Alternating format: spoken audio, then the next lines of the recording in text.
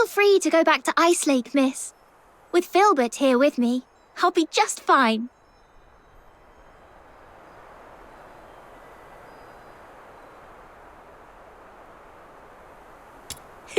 We get that a lot. Don't let her size fool you.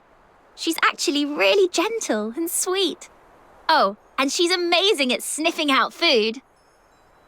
Too bad it's too cold around here for mushrooms to grow. Or I'd totally show you how we can find an entire hill of rustlers in just half a day.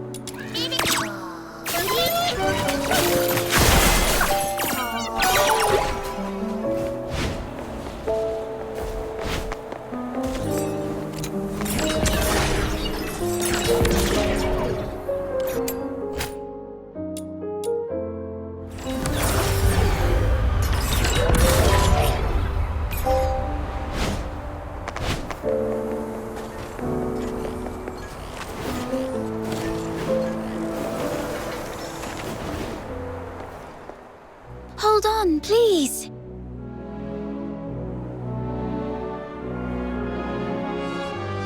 Psyche, what are you doing here? I thought I'd help show you the way. I mean, to Glevum Pit. Snow knows the way. But it's nice to have some company, especially when we're heading out of town. Yeah, outsiders can easily lose their way out there. I saw you accepted Mr. Henrik's, our request, so I thought I should help out.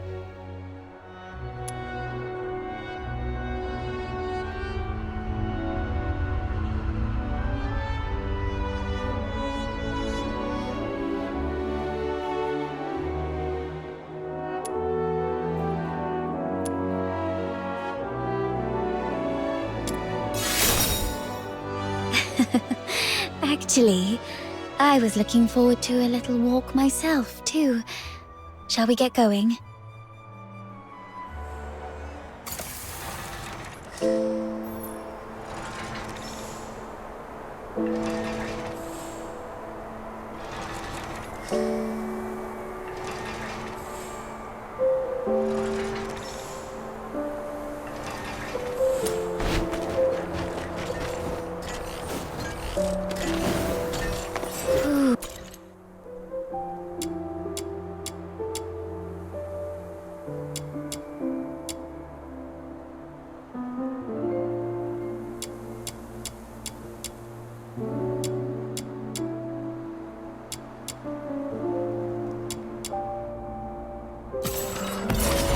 It's been a while since I've stepped out of the city. The snow-draped conifers, boundless lake, mountains with their peaks in the clouds. I love all this. Snow's more of a city soul. If only the outskirts were free of those roaming filthoids. It's safer inside, indeed. There's something about the air out here. Is there a difference? All smells the same to me. The air in Ice Lake is always tinged with a scent of blood and echoes of weeping. Out here, it's the scent of the forest and drifting ice and the distant sound of steam whistles. Occasionally, you might catch a glimpse of snow-white deer darting through the trees, while around the Ice Lake's alleys, what darts out are thieves or bandits, or sometimes just whimpering beggars. What about your hometown? Tell us about it. What's that island like? The air is golden gravel and beachside rosemary. It's misty sea fogs at midnight, and the massive heaven tree that my family and I used to gaze upon every day. If you ever make it back to your homeland, please send them my regards. You two are talking over my head. You'll get it when you're older. But then again, Lunos never really grow older, do you?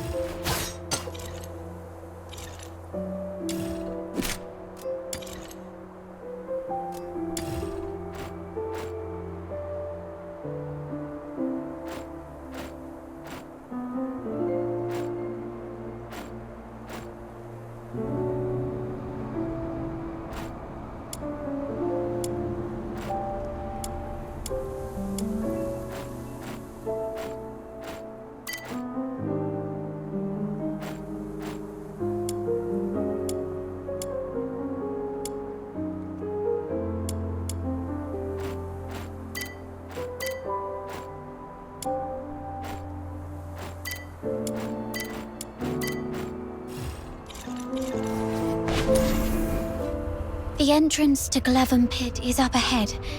Please be extra careful. Thank you. You've been a tremendous help.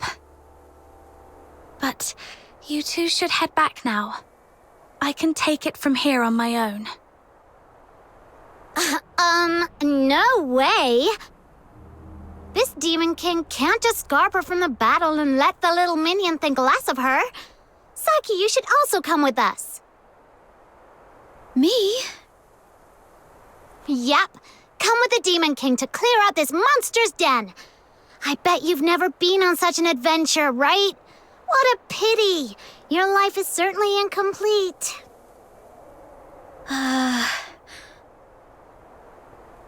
All right. I'm in.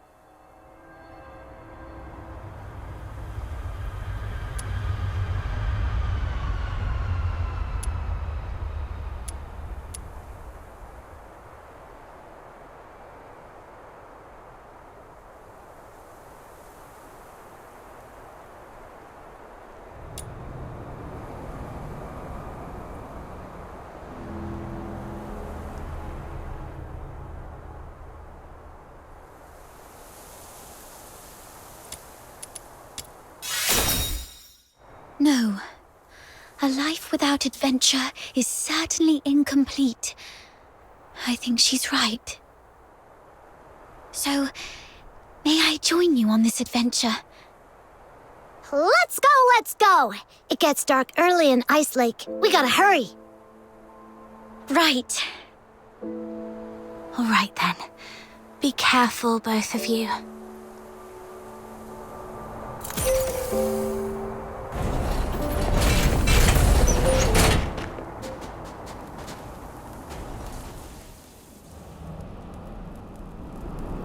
It's locked. Watch me bash it open. Ouchie! A door this thick is probably impervious to brute force. Then let's look around to see if there's another way in. Snow, does your head hurt? Let me help you. There. A little puff to ease the pain. Oh, you're so nice.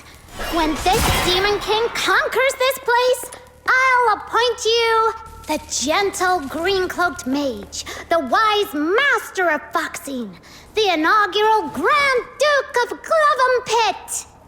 I was the Duke of the Sewers. Is a Grand Duke a higher rank than a Duke? How come Psyche gets a higher title than me? Oh, hold on. Why am I seriously mulling this over again?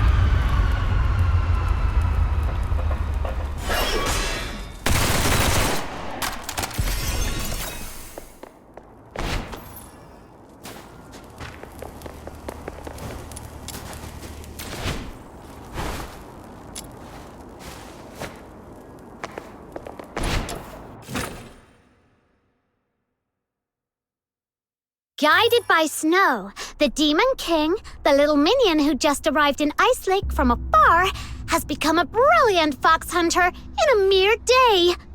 A new chapter in the legend of this Demon King. Fox Hunter is a cool name. Do they all hunt something called fox? Nah, fox hunters nowadays are actually bounty hunters. It has something to do with foxing a long time ago. Right. I heard it used to refer to a profession that originated right here in Ice Lake. It seemed to all start with the rich Heaventree veins in the Vidofnir Mountains, and the foxine on them could be sold for a good price. Exactly. So a long, long time ago, many people braved the risks of collecting foxine for money. Then the big merchants and the Empire took over the mines around here, and ordinary folk hardly had a chance with foxine anymore. After that, the local veins gradually ran dry, including this Glevum pit. Yeah, what a pity. Otherwise, my little minion could have made a fortune selling foxine, while fox hunters who lived off commissions remained as a profession. It's just that the types of commissions changed a lot since then. There are big ones, like protecting the city from the claws of filthoids, and little ones, like getting freshly baked bread back from a dog's mouth. Fighting dogs for bread? And some even more terrifying commissions, like making sure a certain someone you don't like never shows up again. But by the time you make a trip down to the Asphodel, wouldn't the bread have been gobbled up by the dog already? You're both missing the point here.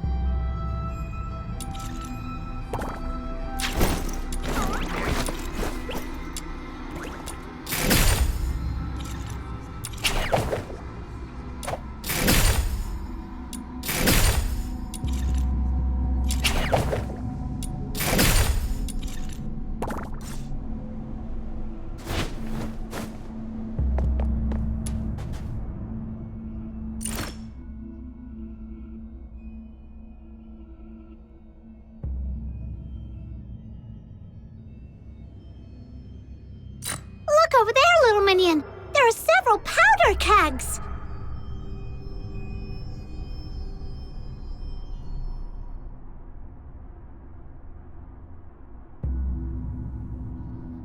I see. The journal also mentioned gunpowder. Maybe we can use the kegs to blow up the yellow crystals.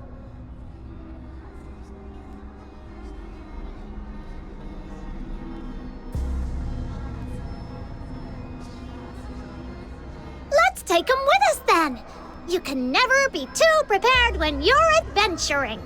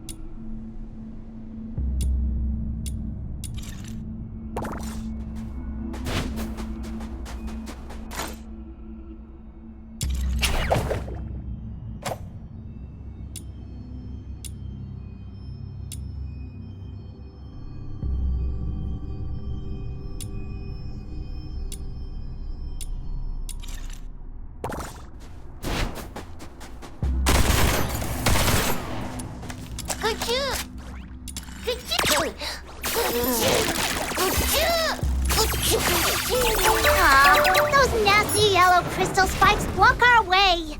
The powder kegs we just found can be of great help now.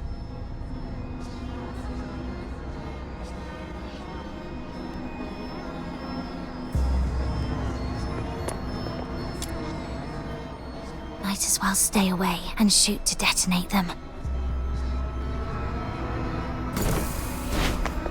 It works! Oh, are you okay? Why are you squatting on the ground, Demon King? Are you hurt? Huh? I'm fine. It was just a small blast. I'm just, checking out the ground. Look! A giant crystal in the middle is glowing. Could it be that the Crystallo of Stellar we're looking for is inside?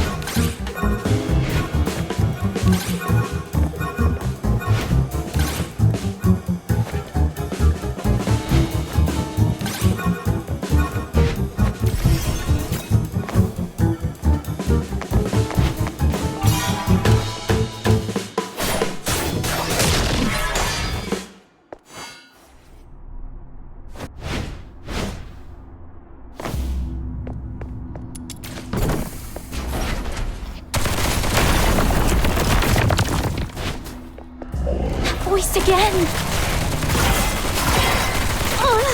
How come there are so many Filthoids coming at us out of nowhere? Perhaps they were attracted by the explosion. Get off my legs, no! I can't walk like this. You can head back to Ice Lake if you're scared. I won't make fun of you. No way. Take my shiny bomb! Let the pure white Redeemer save the world! Boom! It's okay. The Filthoids have been taken care of. Oh, really? Show this Demon King the loot, then! Camilla once mentioned that Crystallo of Stellar is a blue-violet crystal with nebulae swirling in it. This one is more like a chunk of silverite. That's lame. Then bring it back to Lunosmith, little minion. As for now, let this Demon King continue to lead you deeper into the pit. Yes, Your Majesty. These yellow crystal spikes actually have so many glittering stones inside. They seem to have been carefully hidden away, like cherished treasures. Could you be hiding some treasures too, Psyche? That's a secret.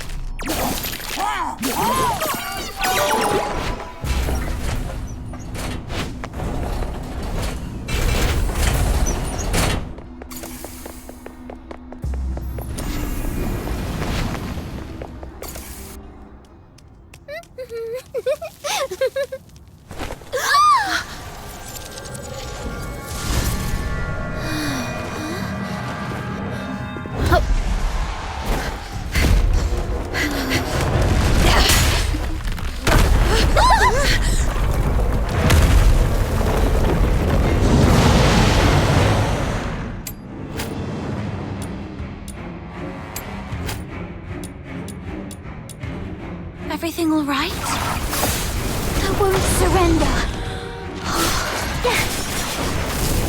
I suddenly couldn't see clearly, slowing down.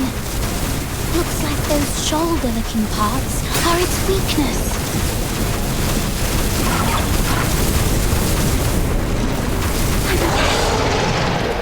Sorry.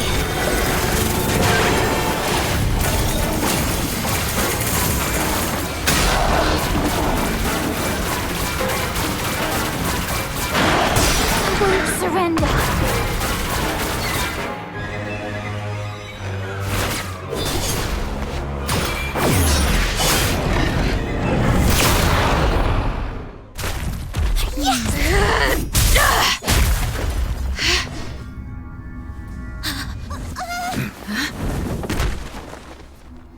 Crystallo of Stella. Look at its beauty. No wonder everyone wants a piece of it. What a commotion I just heard. So it was you guys that took out that giant thing? Impressive! Outsider! How come the Crystallo is in your hands? It was my little minion who first... It was just lying there with no one's name tag on it, wasn't it? Come on. In our line of work, there's no such thing as dibs. And you're new here, right? Someone has to teach you this lesson, and that someone just happened to be me today. Consider this Crystallo as tuition, shall we? Please give it back. That Crystallo is important to her and to all of us.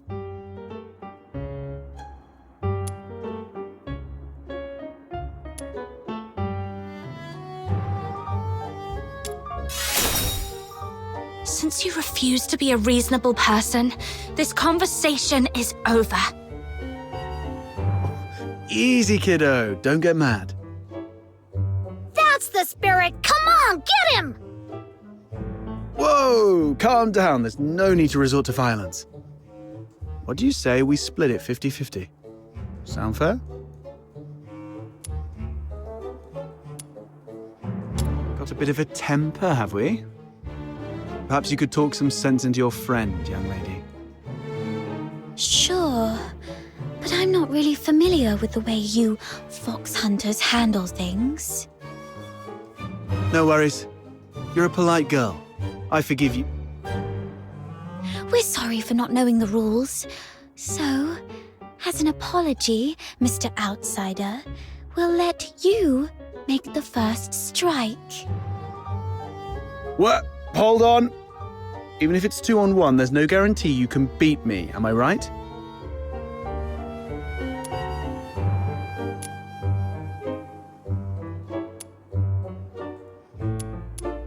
Wait a sec, I'm telling you I'm really strong.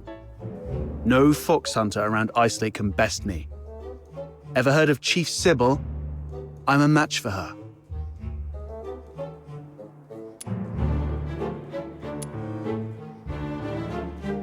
You certainly match me in big talk, that's for sure. All right. I was joking around, trying to lighten the mood, you know.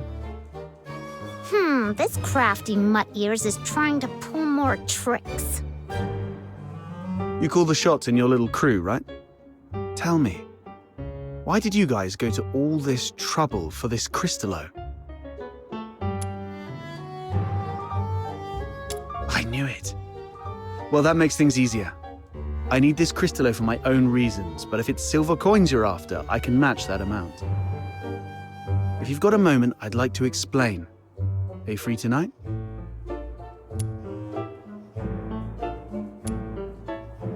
Oh, that's easy. With Snow as a witness, he won't be able to weasel out. Besides, Camilla mentioned he's got a terrifying relative at home he's really scared of. Just threaten to air his dirty laundry right on his doorstep, and he'll be begging for mercy in no time. Mercy, please, your Demon King. You can rest assured, everyone at the Asphodel knows me. Well, I've still got things to take care of here. You kids can go ahead without me. What are you up to? See these packs? If it hadn't been for this monster, their owners might be chilling at the Asphodel, sipping drinks and swapping stories. I want to see if I can identify them and return their belongings to their families. Now that I'm here, I can't just leave it be. Thank goodness it was you Daemons that broke in today. If it had been ordinary folks, they might have ended up just like them. Daemons? Those Charons who've undergone an awakening and gained special powers like us. How come you're as clueless as a newly hatched quail? I bet even that little white button mushroom beside you is more informed. Of course! Snow's really smart. Wait, what did you just call me? How rude! That's not rude, I'm just being honest. My heart is as genuine as this Crystallo. I won't descend to arguing with small potatoes like you. Come here, my little minion. Let this Demon King enlighten you. Simply put, awakening is a stage of growth every Charon goes through, usually around adulthood. During awakening, their body emits a very bright light. You must have some memory of it. After awakening, some Charons become much stronger, like you, and gain the ability to use special magic. They are called daemons. It was that moment. No wonder I felt lighter than before, and my wounds must have healed around that time too. As for my magic ability, could it be resonance? Daemons are rare, so you guys are lucky ducks. Most Charons aren't so lucky. At best, they only get a bit sturdier. It's said that some may even turn into scary monsters, though I've never seen it myself. The button mushroom covers about most of it. Ordinary Charons might be able to handle small filthoids if they give it their best shot. But huge ones, like the one we just fought, are deadly for them. They were just trying to complete a commission. No. They were just trying to survive. Well, off you go. I'll handle the rest here. I'll be back a bit late. Might miss the Asphodel's closing time. Come and find me at my place. It's among those shabby houses south of the city. The one with the little bird drawn on the door. And come alone. Don't bring anyone unrelated.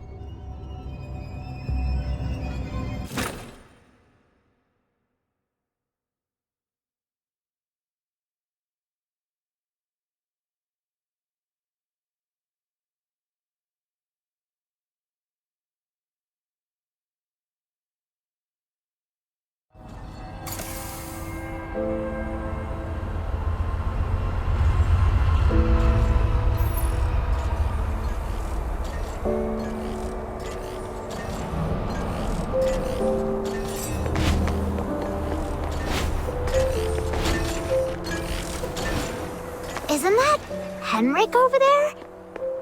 What's he doing here?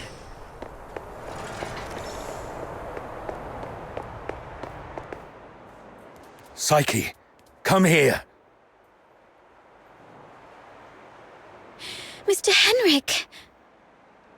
You should have stayed at the Hypno's house, instead of fooling around with this sketchy brat. You don't know her backstory, and she really doesn't know you that well. Now, where have you been? Glevum Pit. I wanted to help find the Crystallo of Stella. Forget the Crystallo. Remember what I said on your first day at the Hypnos house. Don't wander off, and inform me first if you need to go somewhere. So you do remember. Before making any decisions, think about what I've told you, and why your parents left you in my care.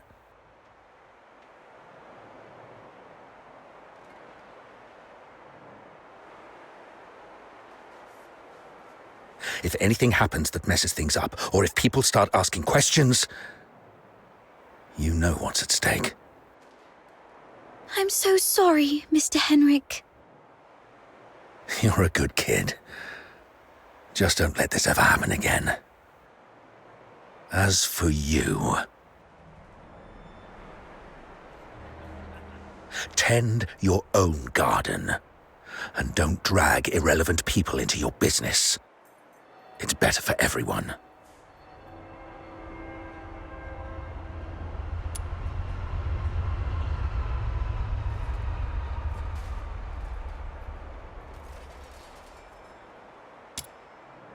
Let's talk about something else then. For example, are you this polite and friendly to everyone? No wonder that house of yours never sells. That's my problem. For you, the thing to worry about should be where to crash after tonight. By morning, I expect you to move out. Let's go home, Psyche.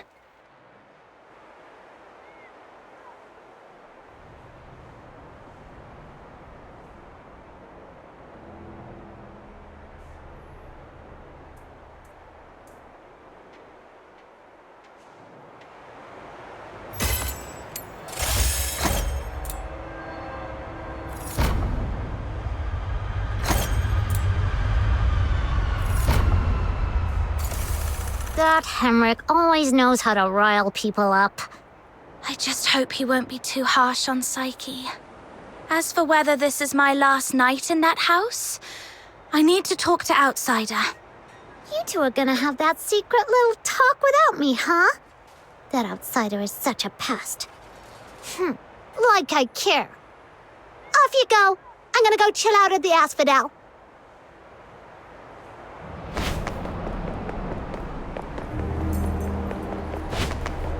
Come try this fight.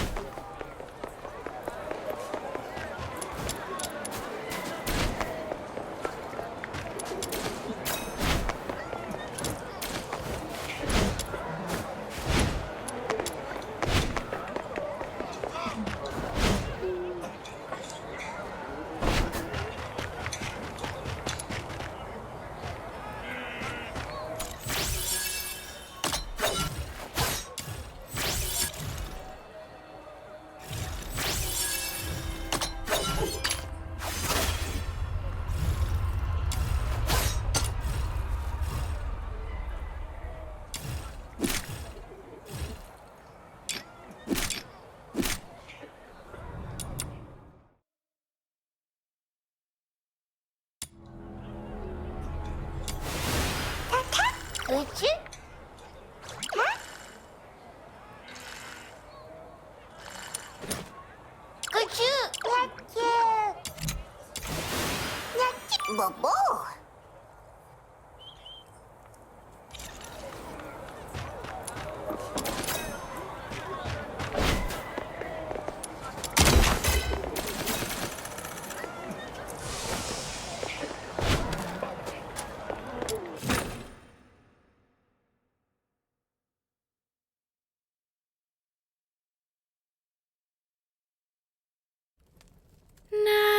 Nightingale, broken wings, you can weep, you can sleep. Nightingale, rise above, you will free, you will see. Little Nightingale, look, your magician has returned. Outsider! You're home so late today. Where have you been adventuring?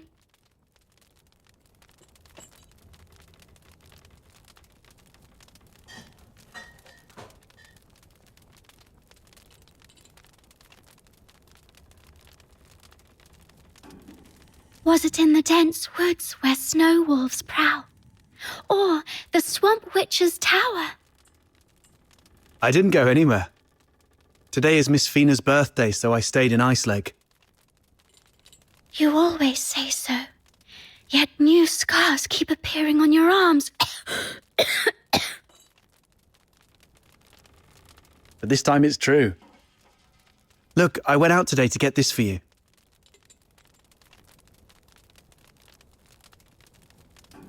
Is this a cake? But there aren't any cake shops in the neighborhood. I have my ways. You know, I am a magician of extraordinary wisdom. Moreover, I have something else to show you. Close your eyes and count down from 5 to 1.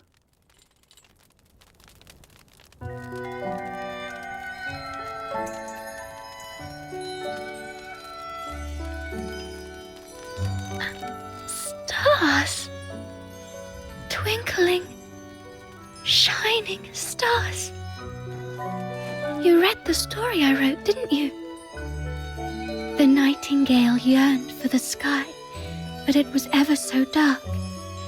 If only I could see the stars once, she wished silently, even but for a fleeting moment. Nights in Ice Lake are always so misty, so you conjured up a starry sky. Thank you, Outsider. You are the greatest magician. Seems your castle has a visitor. I'll go have a look. Hey, you're here. Come on in. is this lady? A new friend of mine. Sort of.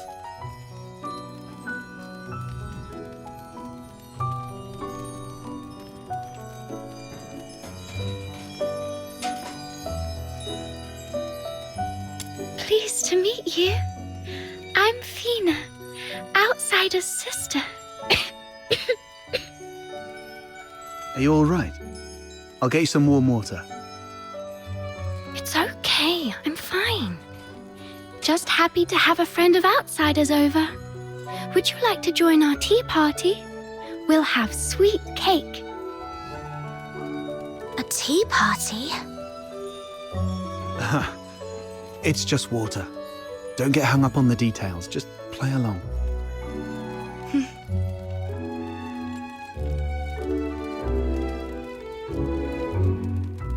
What's wrong, miss?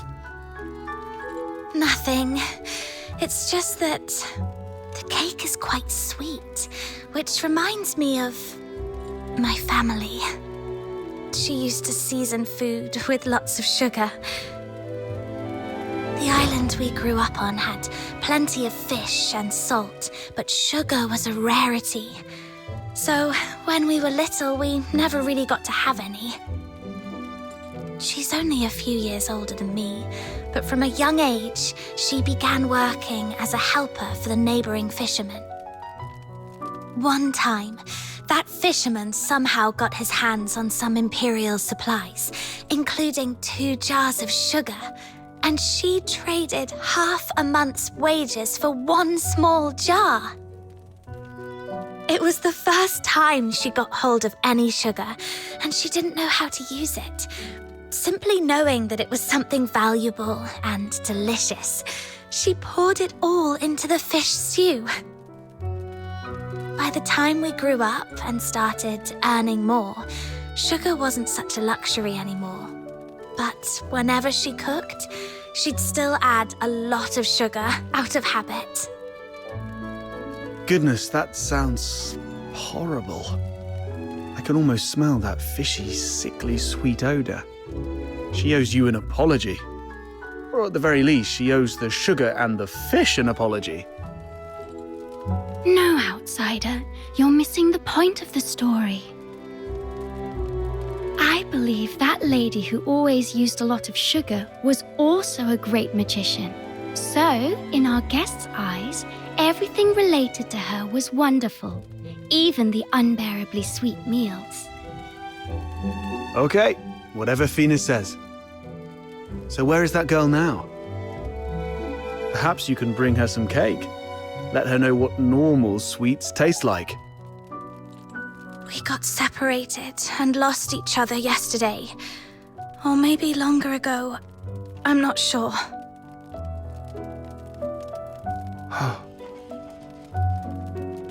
Then you must find her. Because families like flowers and trees, snow and wind, they should be together no matter what. You have to find her.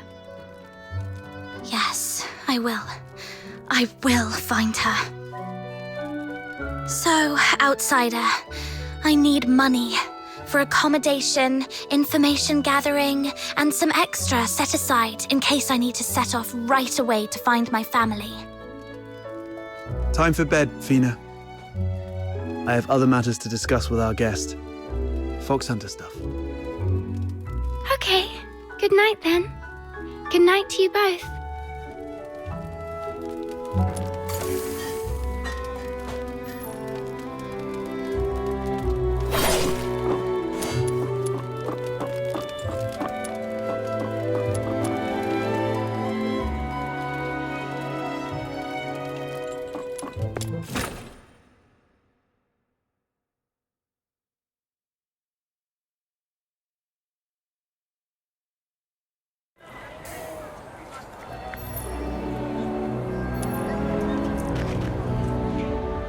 Get down to business.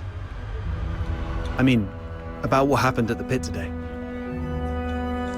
Sorry that I took your Crystallo. I had to do that so we could talk in private here.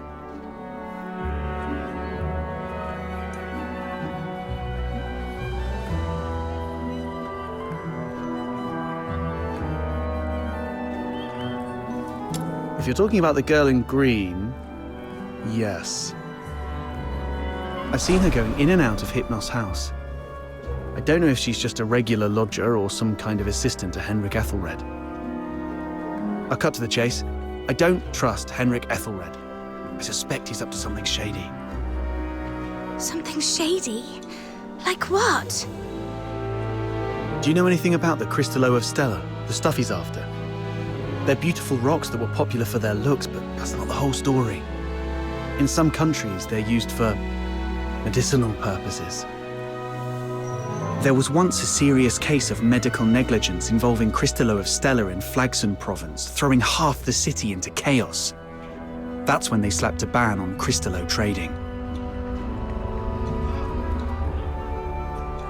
That's not the half of it. How many folks on the streets of Islake can truly claim clean hands? What really gets me are the rumors about Hypnos' house. People in the neighborhood say that Henrik and his lodgers are a weird bunch. They keep to themselves, and though they call it an inn, Henrik's the one picking who stays. Some have peeked inside. The lodgers there are all young people under 20. Stranger still, you see them go in but never out. No one knows where those young lodgers end up. Yes, I've heard some haunted house rumors as well. Makes you wonder. But speaking of which, how did you get onto this? There's this fox hunter boy I used to work with named Hunt. He went missing a month ago, last seen by the scrap picker girl, right outside the Hypnos house. A couple of days ago, I went over there and ended up in a blazing row with Henrik. Even with a dagger to his throat, he kept quiet about Hunt. He just stood there, sneering. You know quite well what would happen to a Charon harming a Solar. I know you have a sister. Better stay out of it for her sake. Damn it, I really want to throw him into the Lamenting Lake. Anyway, I must find out what happened to Hunt and what Henrik is really up to.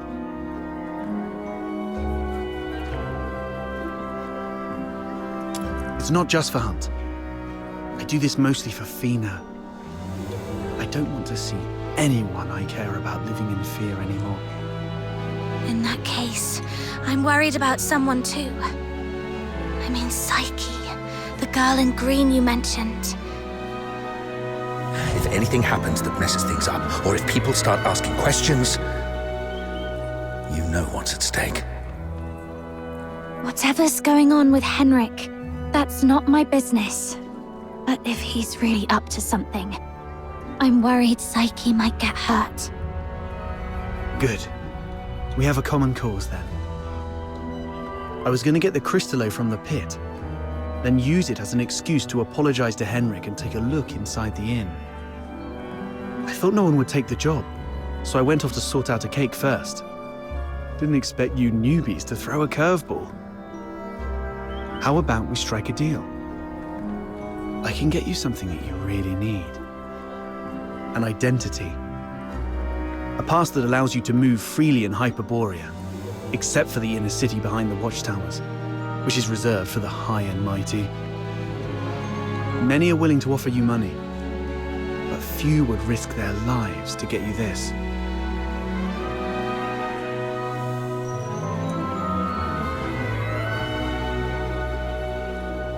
Just a guess. So you really don't have a travel permit, huh? Lucky you ran into me. Without one, you'd be in a world of trouble in Hyperborea. Unless you choose to hide in a shadowy corner all day. He's fishing for information.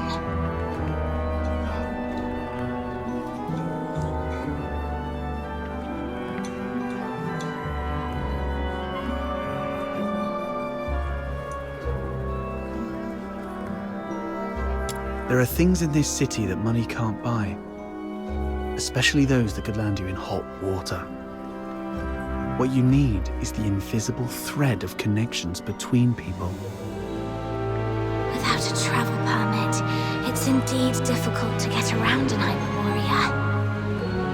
So, what's the catch? Give you the Crystallo?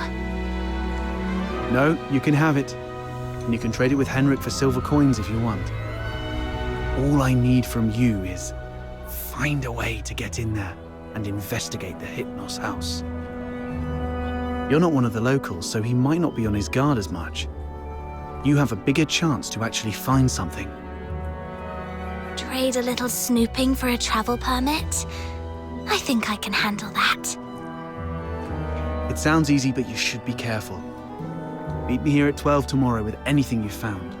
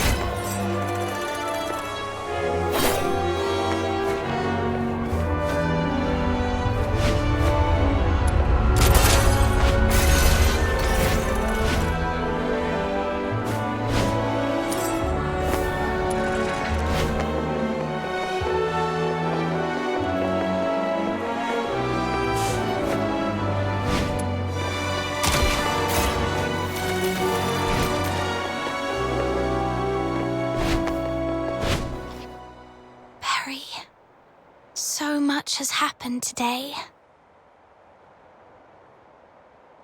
Can you see the moon from where you are? The very same moon that I'm looking at? Tomorrow, we shall still be brave and live on. It's dawn. Time to head to the Hypnos house.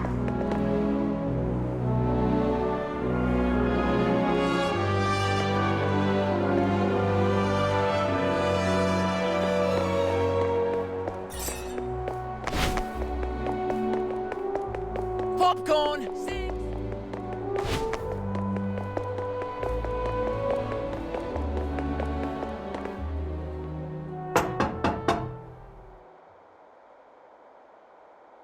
It's me. What are you doing here? Didn't I ask you to leave in the morning? I've got what you were looking for. The Crystallo of Stella. No one asked for you to come here. Go to the Asphodel and give it to Camilla Scarlet. I'm not from here. I'm not familiar with Ice Lake's ways. Where I come from, a deal means cash in one hand, goods in the other. If you're not interested, Mr. Henrik, I might just go looking for another buyer. Come on in.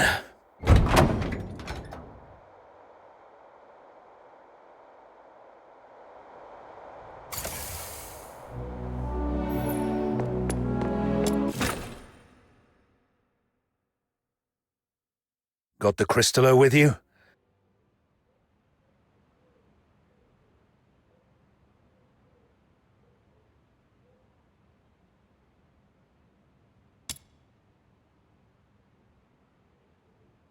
I'll need to check it in my office. You stay here. No snooping around. Understood?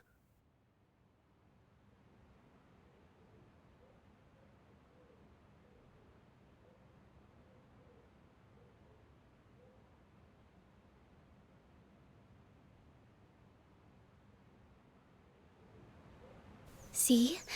A little flower pinned to your hair would really make you look good. Psyche! What are you doing here? Does Mr. Henrik know about this? Oh, please come with me. Could you wait here for a moment, Elisa? I'll be right back.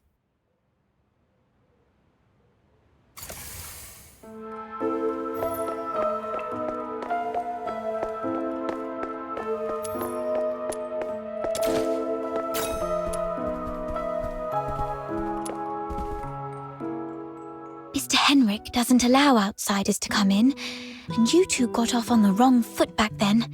If he sees you... You're here for the lodging stuff, aren't you? Don't worry. Just hide here for a bit. I'll talk to Mr. Henrik again. He'll surely let you stay for a few more days.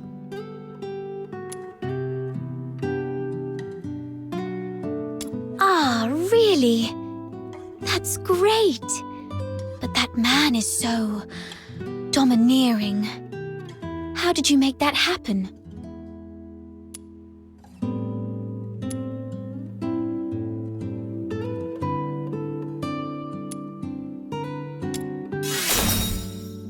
Really? I wouldn't have pegged Mr. Outsider as someone so sensitive. He's a bit different than his brash exterior suggests. Anyway.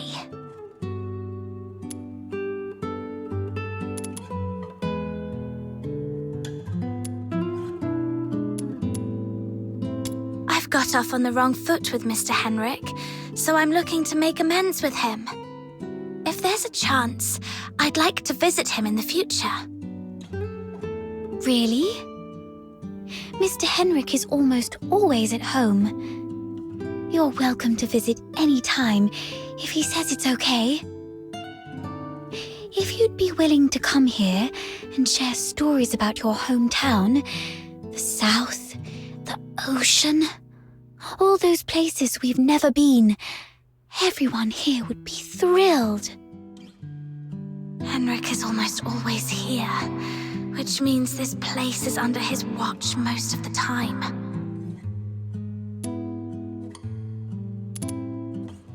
Yes. Everyone's recovering from some conditions here, me included.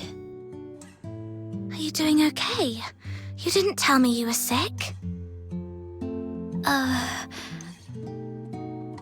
It's just a minor ailment. I was even strong enough to explore the pit with you, remember? Don't worry about me. I'm glad you're okay. So, all the lodgers at the Hypno's house suffer from some kind of illness. Mr. Henrik seemed quite upset last night. He didn't give you a hard time, did he? No, I'm fine. Mr. Henrik is just a bit inarticulate. After all, he spends most of his time alone in his office doing research. Hardly ever talks to anyone. Good to hear that. Speaking of which, do you know what kind of research he's doing in there?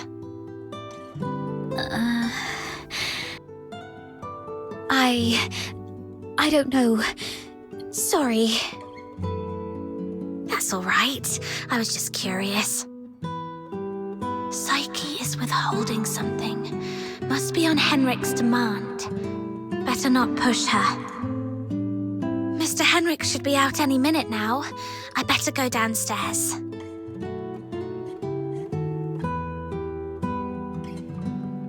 You're leaving already? Here, take these cakes with you. They'll keep you going when you're hungry. Oh, just a moment. And take this too. Mum always said that carrying a flower brings good luck.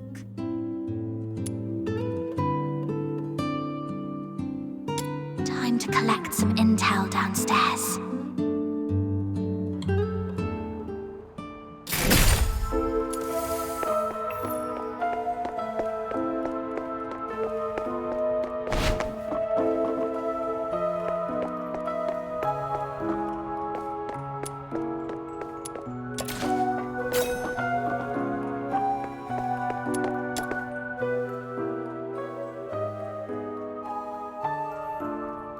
don't touch that door.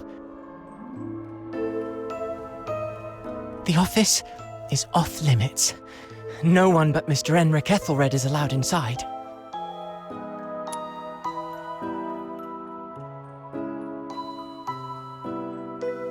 No need for unnecessary curiosity. There's nothing interesting there. Only misfortune.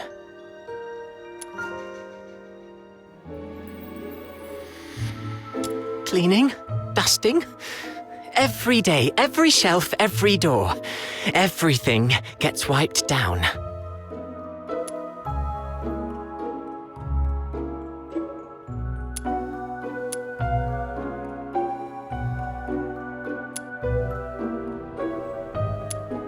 You don't get it. It's a habit.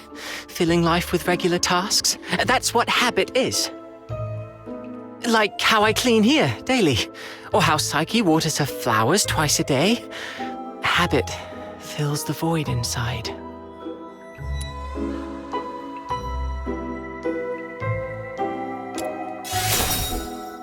He seems quite disciplined.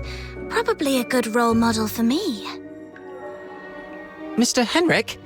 He does have some habits. Let me see. When peeling apples, the peel mustn't break. The number of steps from the bathroom to the office has to be even. Every month, he goes out at precisely 8 p.m. on the 20th, then returns to double-check the door lock 3 times. These habits are quite personal, though. I doubt they'd offer much for you to learn from.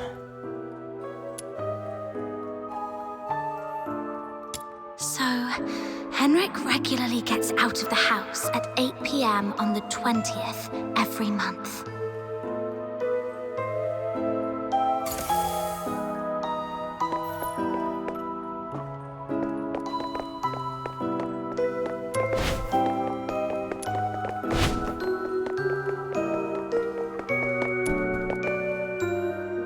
Why? Not only did you leave me, but even the pocket watch you gave me has stopped. It's all right. We'll meet again very soon, Hunt. Huh?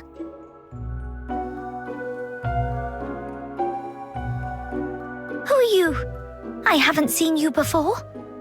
Are you from the outside? Were you eavesdropping?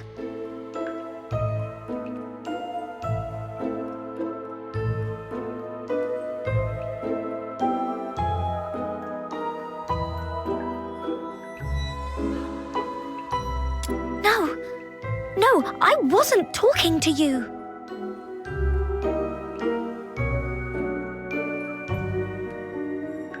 I don't know. I don't know anything. Please, stay away from me, or I'll scream!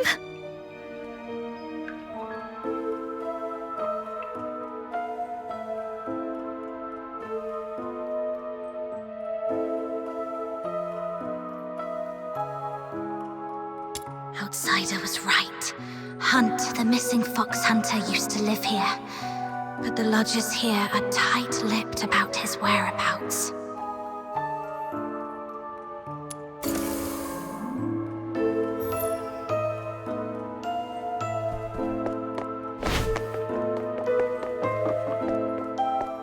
Fox Hunter, I've checked it. The Crystallo is authentic, and its purity matches the small sample I had before. Good job. Here you go. 3,000 silver coins, and this signed receipt. Bring it to Miss Camilla and she'll give you the guarantee of 1,000 silver coins. And this necklace. It's worth far more than 1,000 silver coins. You're free to sell it or pawn it. Okay, the deal is done then. And about that house, let me stay a few more days, okay?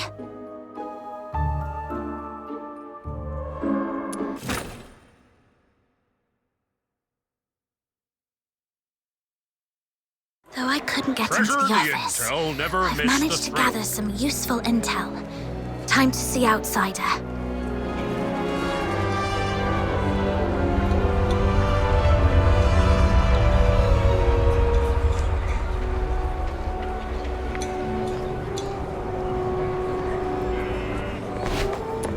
Treasure the intel, never miss the thrill.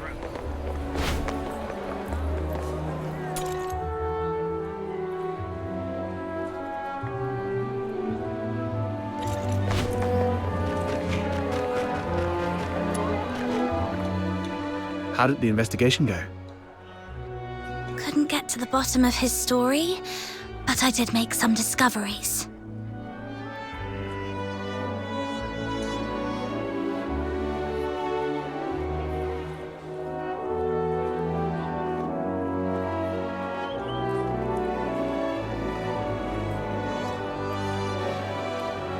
That's Henrik's office. The lodgers say it's off limits. Nobody but Henrik himself can get in. The door is securely locked and watched. Plus, Henrik himself is in there. I didn't want to be hasty. Smart decision.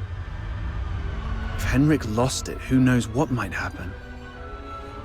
But the locked door isn't the only entrance to that room. When I left, I scoped out the house. It appears the room connects to the chimney on the roof. That's impressive.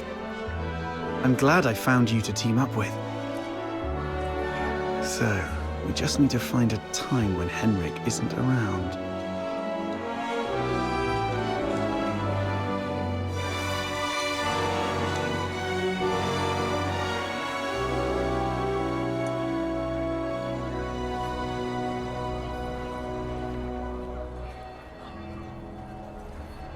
I chatted with the lodgers there and dug out some intel.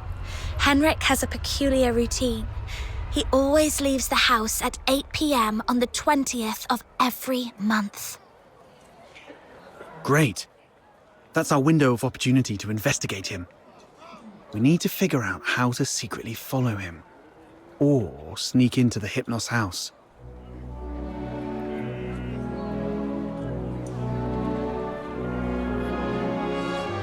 So, it's actually a sanatorium. What's there to hide about that? I mean, it's true that Charons lead hard lives, but seeking medical help isn't forbidden. Right. I also learned that someone there knew your missing friend, Hunt. Was he ill? Hunt was quite healthy before he disappeared. So, what illnesses do those lodgers have? No idea. They refuse to talk. Or more likely, Henrik forbids them to. Is Henrik targeting the sick? That's even more disturbing. I'm gonna have to add extra locks and remind Fina to lock the door all the time. Anyway, what exactly happened to Hunt? So, here's our plan. On the 20th of this month, while Henrik is out, we'll try and get into the locked office through the chimney. That room is exclusive to Henrik, so we won't be noticed. You're quite sharp. I'm even considering a long-term partnership with you. Oh, I've been meaning to ask. Since you took down that monster in the pit, you must be pretty skilled in physical combat, right? I wasn't particularly strong, but I've been stepping up my game lately. All right. Over the next few days, let me teach you some fighting skills. It's always good to be prepared.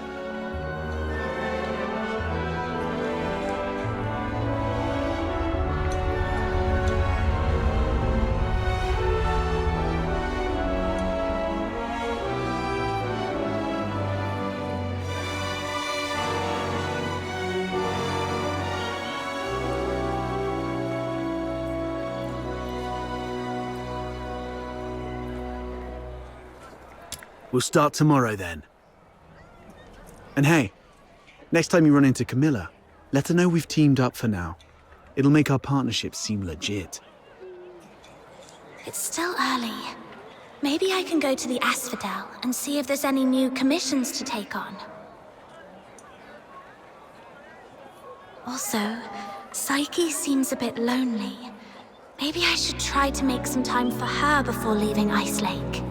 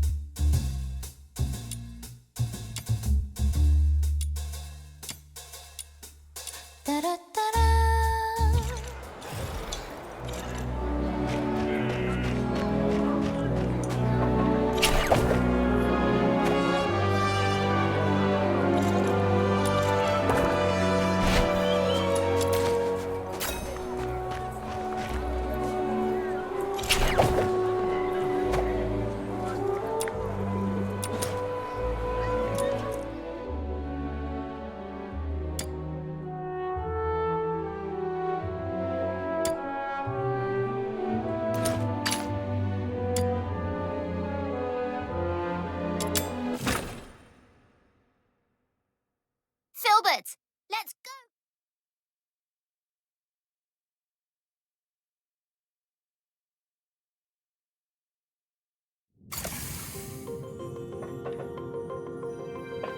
The Forsaken have set up a dangerous bomb here. If we don't destroy it, everyone's lives will be in grave danger. The client mentioned 3 members from the Forsakens are behind this explosion. I'll let you know if I find him. Taking him down before breaking Finale Flare's detonator should smooth things over for the mission.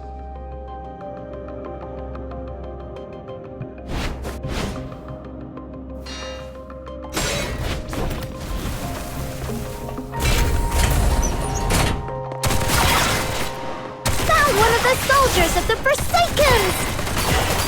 The client asked us to prevent Finale Flare from blowing up. So taking down these soldiers should work in our favor. Let's go!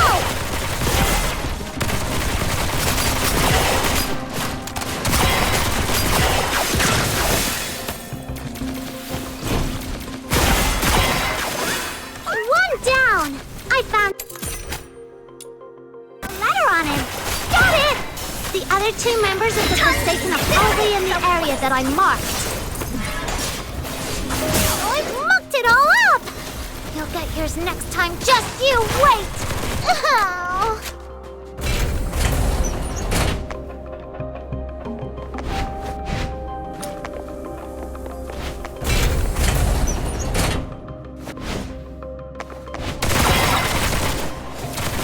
This is gonna hurt!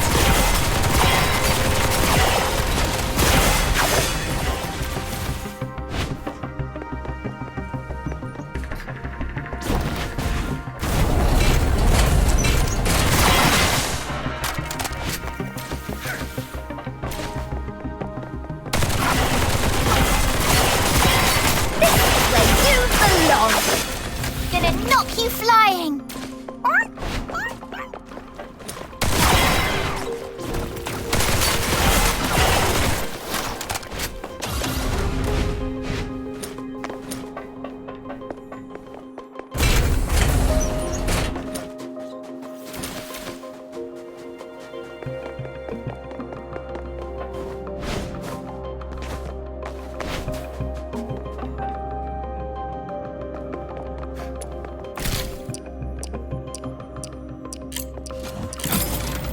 finale flare's detonator is exposed! Time to wreck it! Jeez, it's not like we planted this bomb. How come all enemies are coming at us?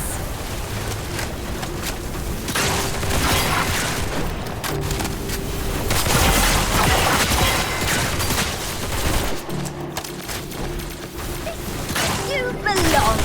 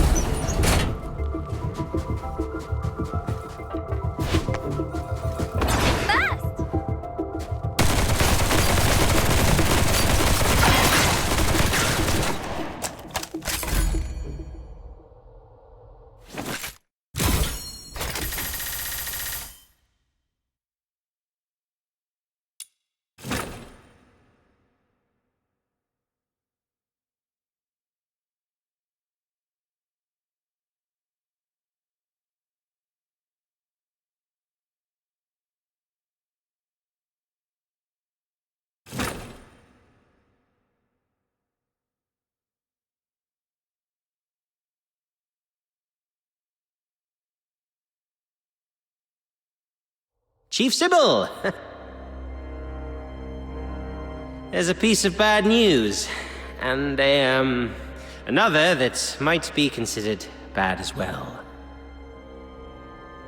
Let's hear the worst one first.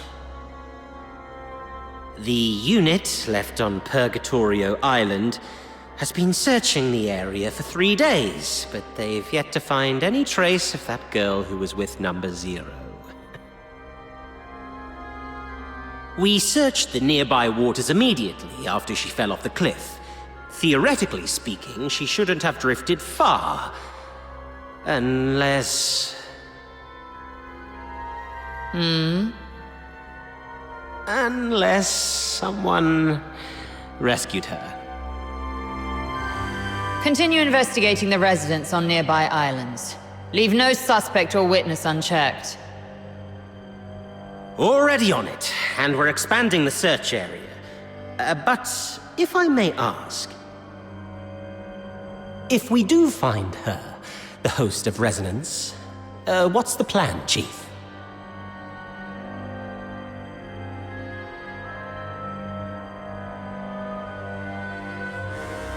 A fully awakened Resonance can exert control over any daemon, but that power hinges entirely on the host's will.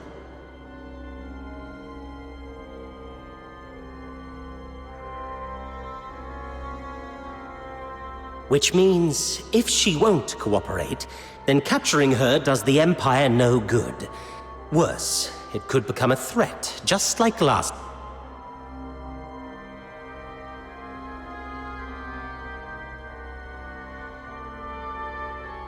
Then we do what we did before.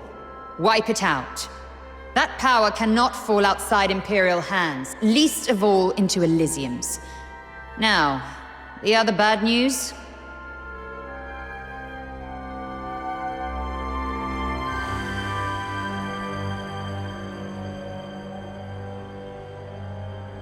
It's about the other matter you've asked me to investigate, Chief. During the search on a deserted island, I encountered some villagers who had fled there by boat. And then we discovered something quite intriguing. It's as if you were tasting a bowl of ordinary thick soup, only to find the spoon you had just used turned from shiny silver to a dreadful black. Cut the fancy talk. Get to the point. Ah, yes, Chief. That intriguing thing is a tiny time discrepancy. The villagers told me that the filthoids of Purgatorio Island always lived in the mountains, without much aggression. But 2 days before our arrival, they suddenly went berserk and started attacking the villagers. 2 days before our arrival. It appears you've already figured it out, Chief. Quite a coincidence, isn't it? Due to a last-minute change of plan, we arrived 2 days later than initially scheduled. The only force capable of manipulating filthoids is the Forsakens. Whoever it is, the 13th Legion has been compromised by unwelcome elements. After all these years, those worms have started wriggling again. It's time for a thorough extermination.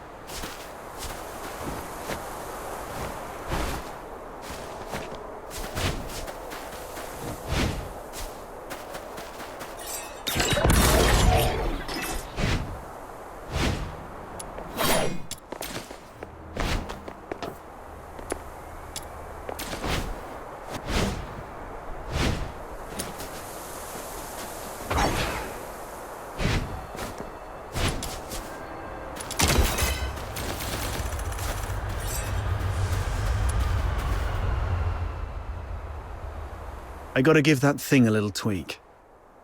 It's still early, so why don't you do some casual practice on those beasts nearby? Just don't wander too far. Button Mushroom is in town keeping watch for us. I've already set up some traps. They may look like junk, they're made from scrap after all, but they work quite well. Be careful with them though. They aren't made of the sturdiest materials and might break if you step on them.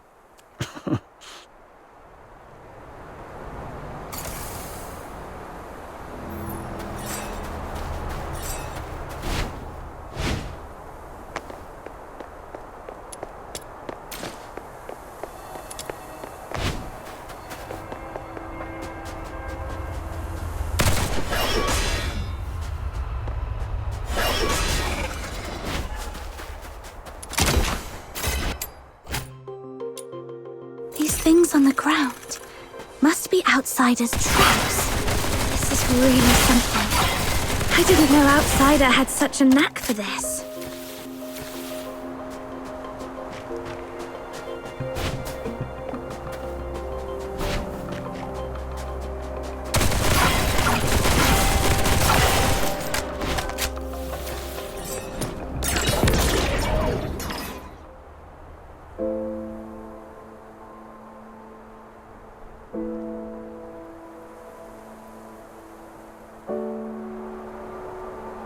going on here? Well, I made a bit of noise while tweaking that thing and these little critters just came at me. Come on, my friend. Help me out here. Serves you right. Fine.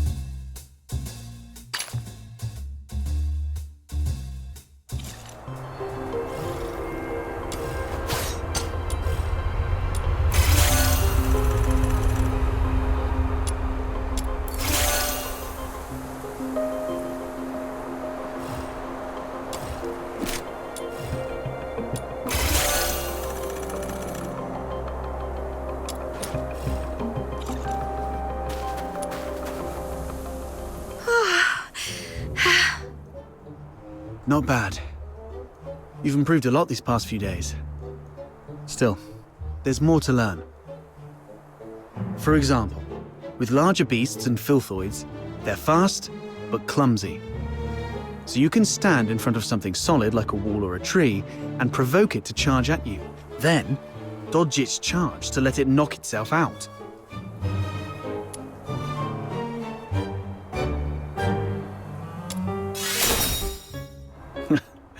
Naturally. It's a trick I picked up growing up tough. It's the same with these enemies. An enraged person isn't much different from a beast. Alright, those random critters weren't much of a challenge for you. Now let's find you a worthy opponent.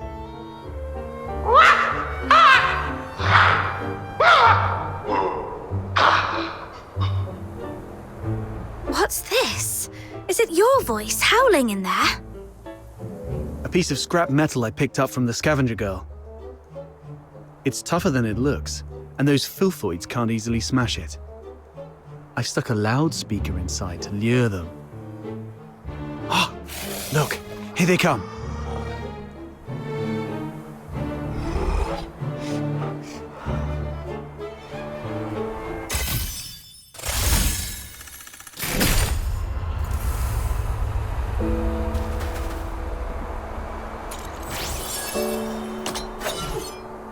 This is quite a delicate We already know each other pretty well. Do I really have to introduce myself? All right, fine. I'm Outsider, from the Noctoyagers. I serve as a guardian of this Sprog-rich team, I guess.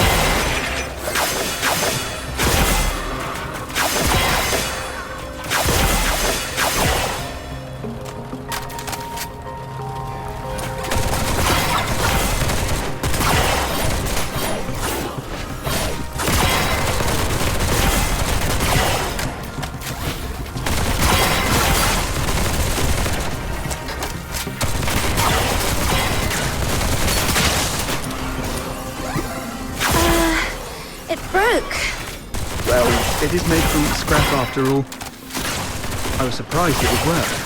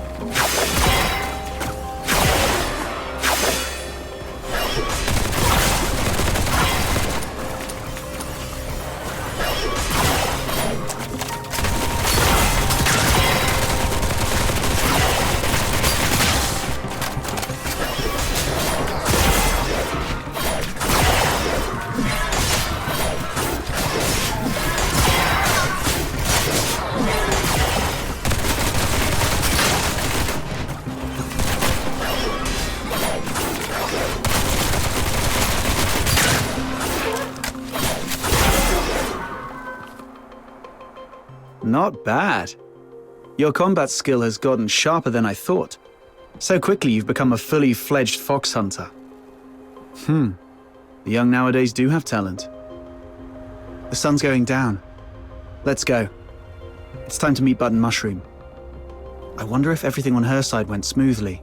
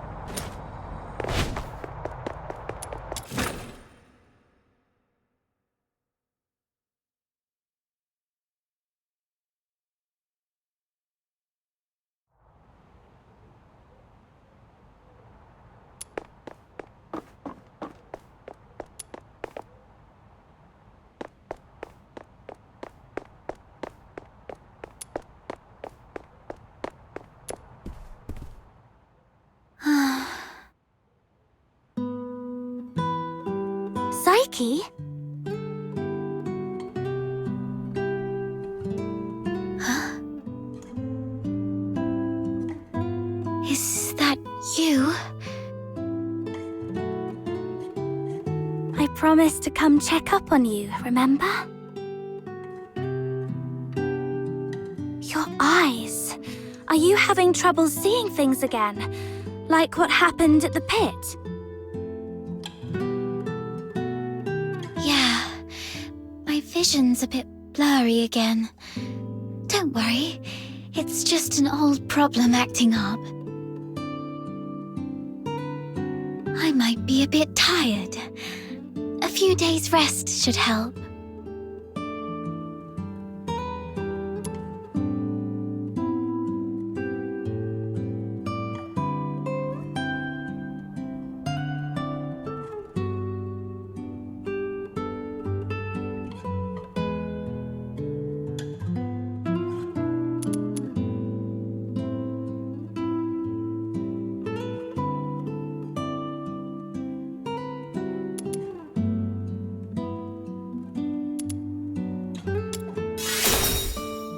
Why were you sighing to yourself here all alone?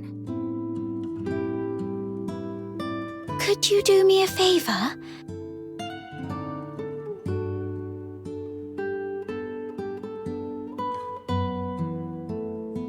The potted plant here. Can you describe for me how well the flowers are blooming?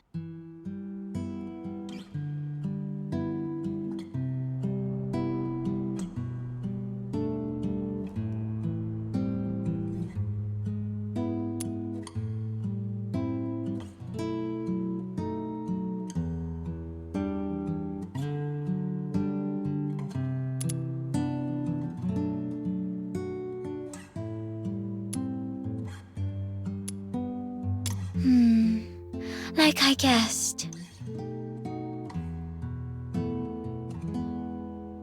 Could you take a closer look? The well-being of flowers hinges on careful observation, but I can't do that now.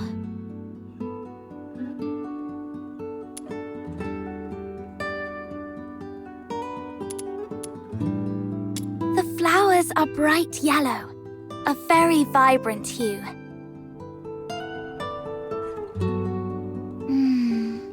I love yellow flowers.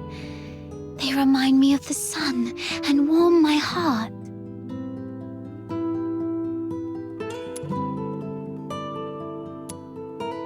The petals have soft stripes that radiate from the center outward, somewhat resembling the veins of the leaves.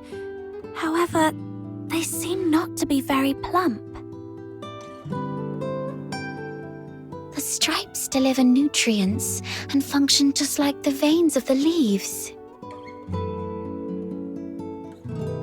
Although the flowers usually steal our attention, they're not that different when compared to leaves. Both parts of the plant are doing their best to respire and grow. Let me see. If they look shriveled, they may be low on nutrients.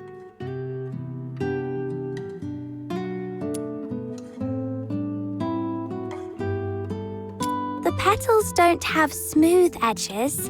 Instead, there are plenty of irregular gaps running along the margins. Right. Try touching the petals softly. I love running my fingers along the edges of petals. Every petal feels different, as if they have their own story to tell. These petals seem to have lost their shine. The edges are dark and curled, as though they've been burnt.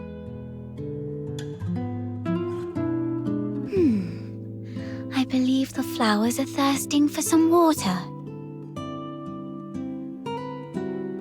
I think I understand the issue now.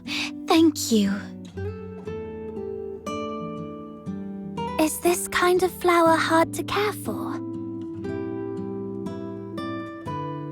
No, it's quite resilient actually.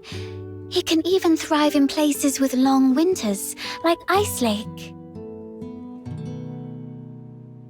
As long as it is well trimmed, fertilized, and given the proper humidity and temperature, it can bloom beautifully for weeks on end.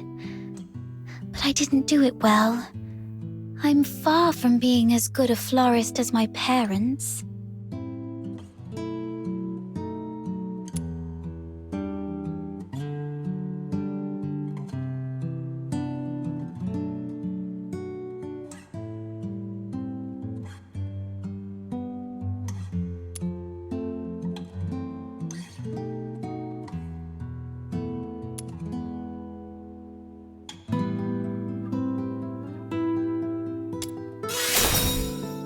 You might be right, but... Oh, wait! Something just occurred to me. Maybe it's the soil. The soil? Yes. Dad used to gather special soil from a cave beyond Ice Lake for our plants. He mentioned that the special soil is more fertile than the others. Perhaps I can go there and...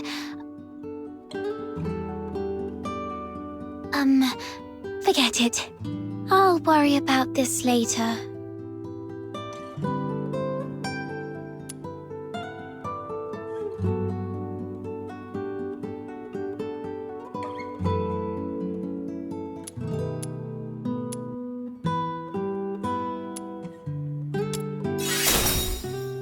Don't worry. I can collect some for you. You don't have to do that. Just coming here and talking with me is already... It's okay. I'll have to leave town for the commissions anyway. Gathering soil isn't that hard. So, where's that cave you mentioned? Thank you. Oh no.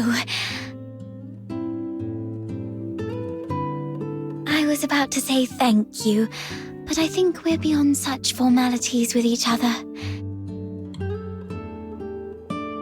Let me give you the location of the cave.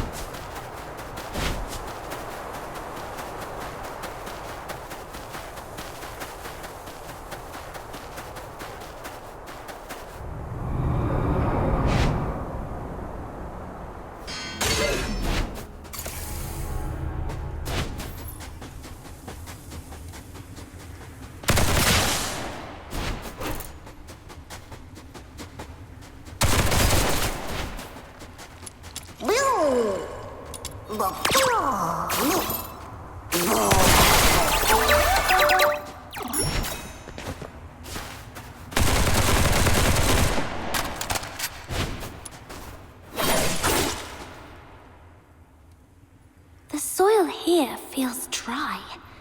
Perhaps I should look elsewhere.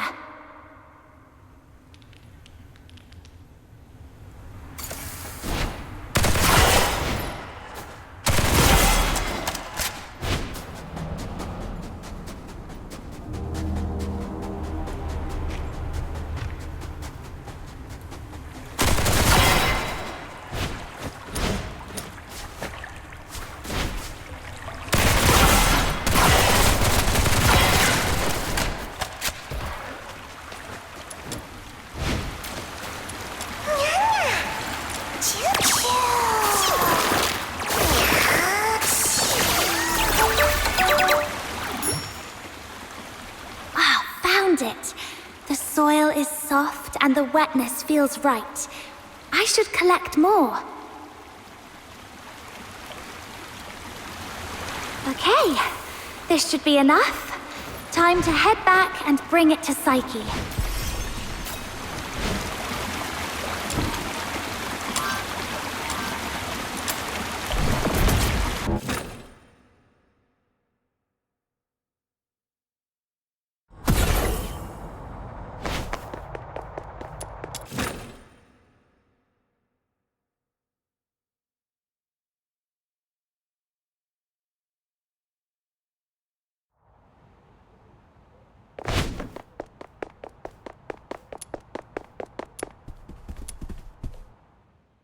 Psyche, here's the soil from that cave.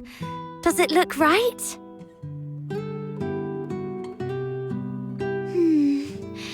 Its touch is exactly like that of the soil Dad used to grow flowers with. And there's so much of it. This should be enough to help every plant thrive here.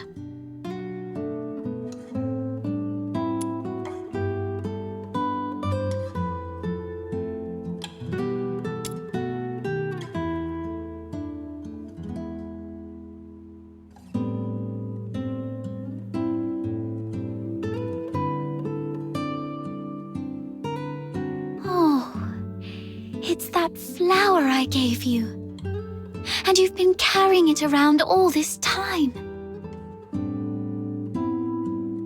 Of course, it's a precious gift. You love these flowers, don't you?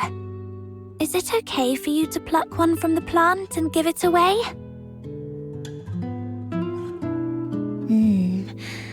I was not when I was little.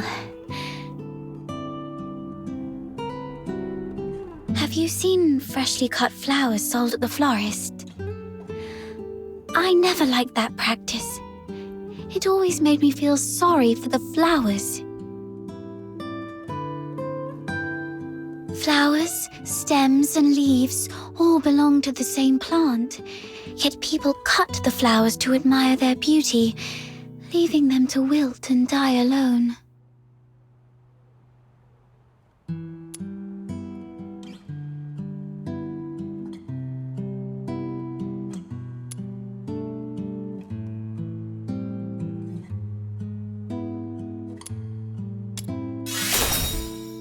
You said when you were little.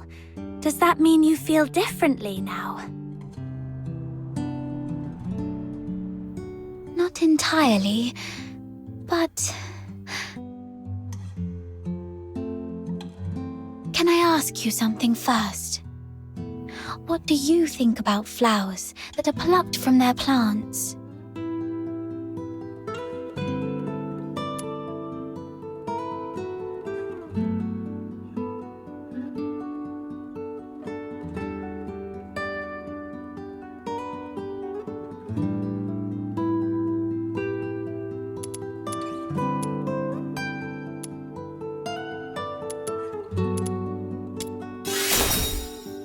You feel the same way I did when I was little. Now, when I see cut flowers, I still feel a bit sad. But over the years, I've come to realize that they are amazing. Far more amazing than I thought. A plucked flower would no longer bear fruit. It's fated to perish in a slow, wilting death. Yet, it tries to absorb water, as if still rooted, blooming fully before its brief life fades. I no longer pity them. I'm impressed by them.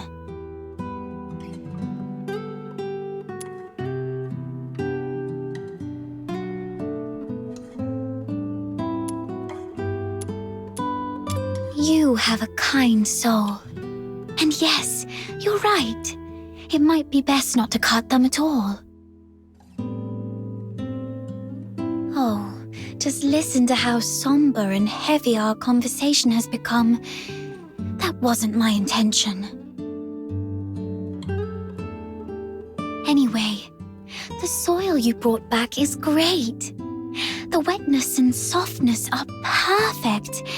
You might have a real knack for gardening.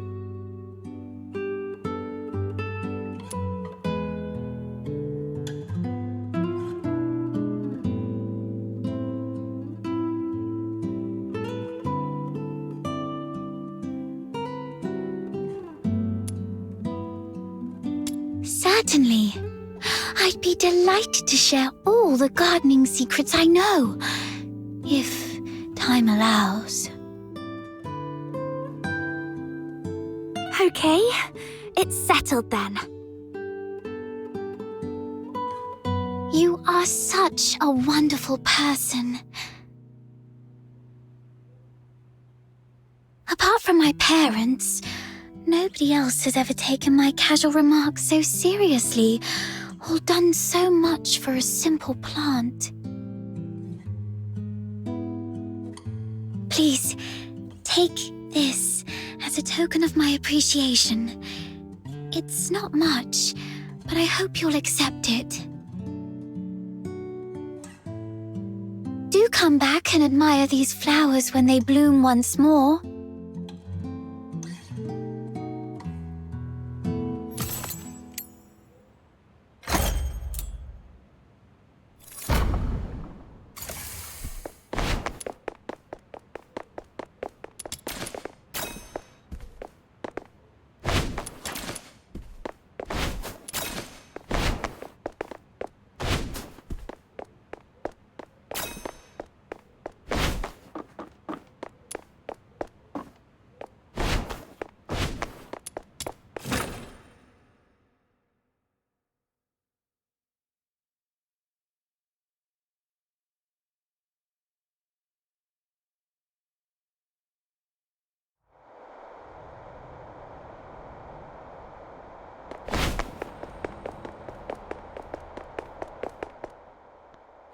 Finally!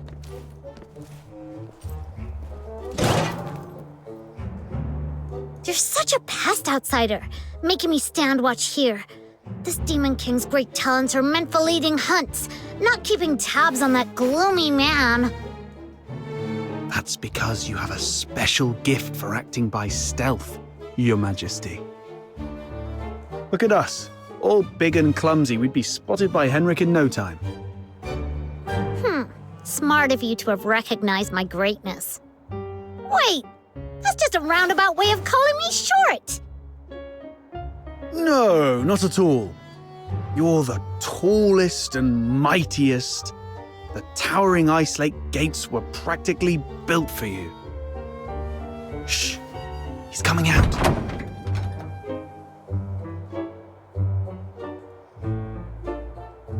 Right on 8 o'clock. If he ever changes careers again, he could offer time-telling services in the town square.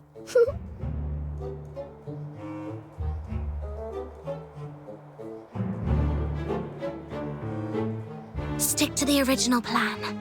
Snow and I will tail Henrik, and Outsider, you sneak into Henrik's office through the chimney. We'll meet up at your doorstep afterwards. Got it.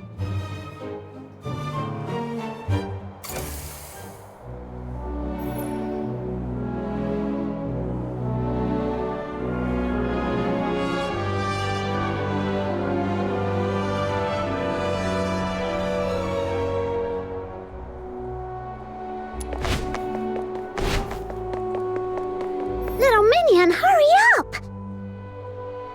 Shh! Keep it down, or he will notice us.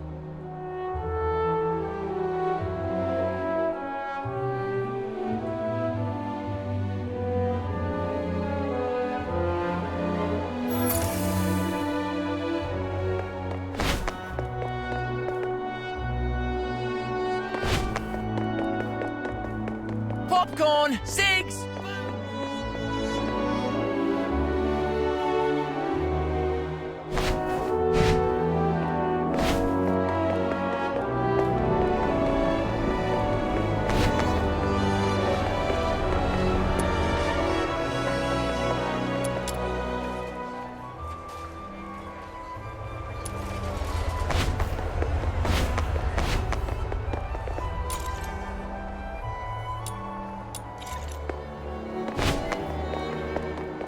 Popcorn!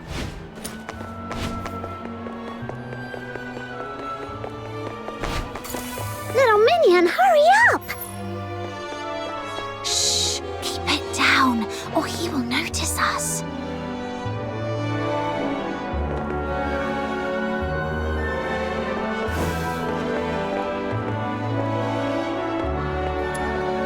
Ugh, what's taking him so long?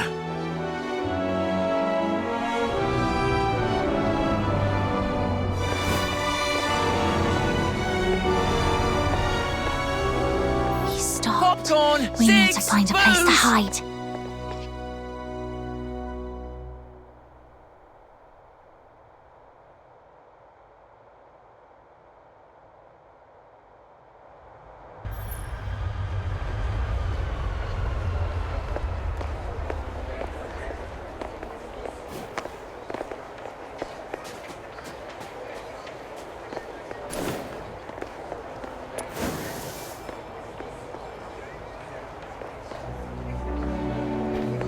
Oh, I've got an idea. We hide inside this big guy and follow him without making a sound. Then tell me how you're planning to sneak inside without the soldiers noticing. Oh, look! Henrik's leaving! Let's go!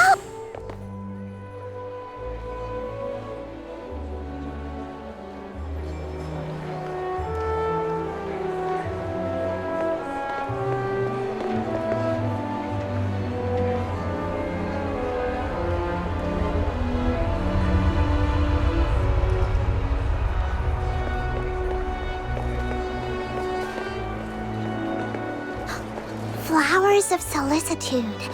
It's a flower shop. Wait, is he going on a date? Let's grab a seat across the street and wait for him to come out.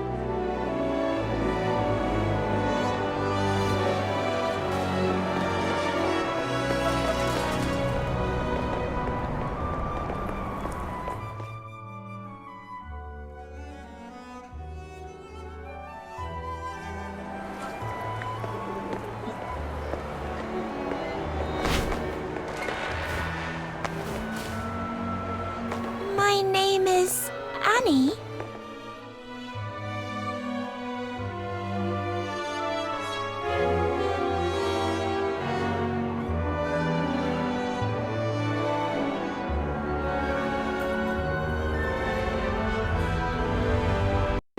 There he is. Can I get you two something to drink? Oh, we're good. Just, hanging out and enjoying the view. Isn't the sunlight lovely tonight? Well, nothing pairs with a good view like a good drink. We've got all kinds of coffee, Ice Lake's own boreal berry juice. Oh, and how about our newest special, rich, creamy pickled herring soup? No thanks, we've got something. Wait, where's Henrik? Oh, I think we lost him. Let's ask the florist and try our luck. My name is Annie.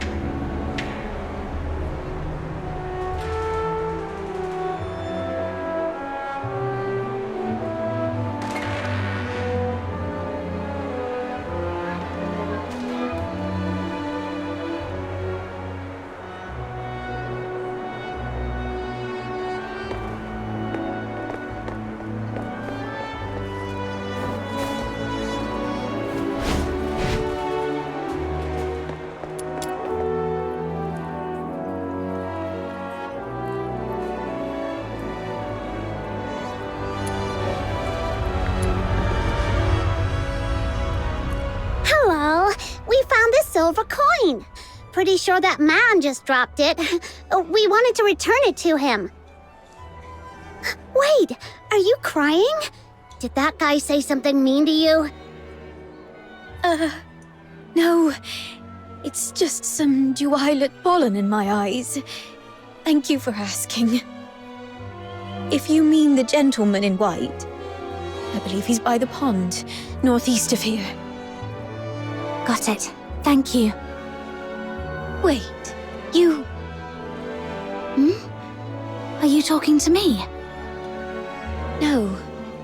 I might have mistaken you for someone else. Sorry. Here, please take this. You are giving me this? For free? That's right. Your eyes sparkle like rubies, perfectly matching this flower. I hope you have a lovely day. Thank you. Then I'll gladly accept it. Whoa! A gift from a stranger? My little minion is way too charming.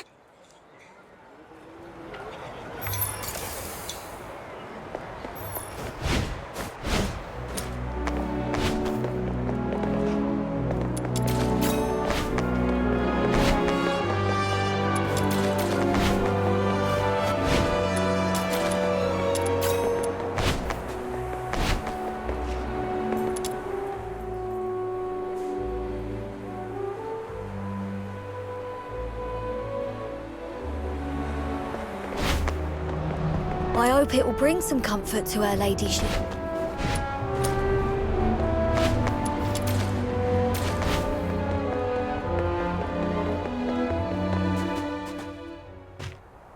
This should be the place.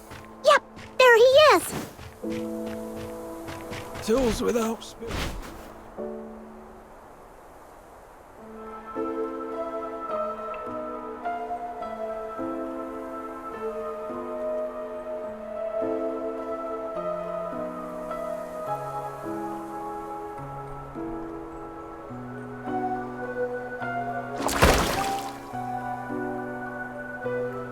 Did you see that? Henrik just threw something in there. This has gotta be his horrible secret. You stay here. I'll go fish it out.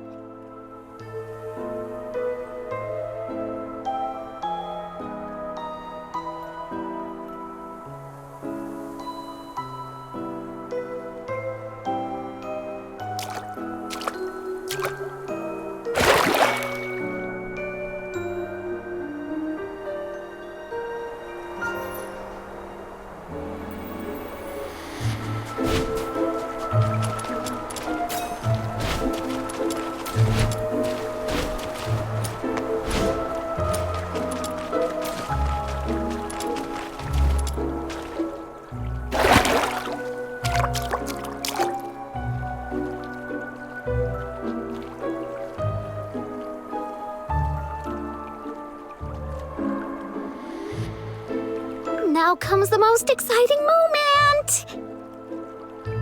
Through great trials and hardships, the Demon King and her minion finally retrieved a precious treasure from the deep waters. With hopeful hearts and anxious breaths, they opened the box, only to find... Huh? It's empty!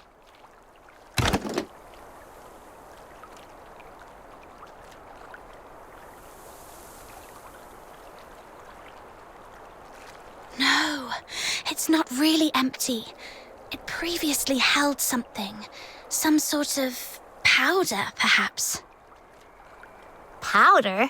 Why would Henrik bother to put a box of powder in the water? That's so strange.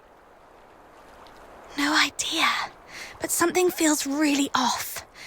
Let's go back and see how Outsider is doing.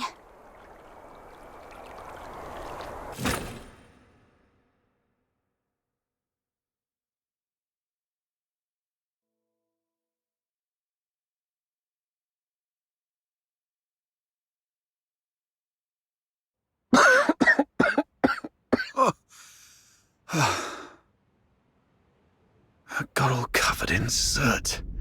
Fina's going to make a fuss about it when I get home. Anyway, finally made it in.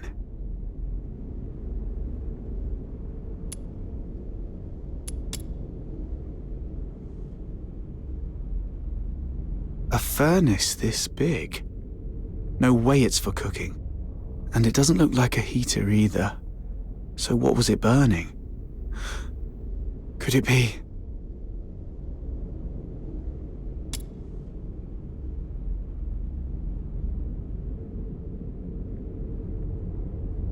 The Slumber Project.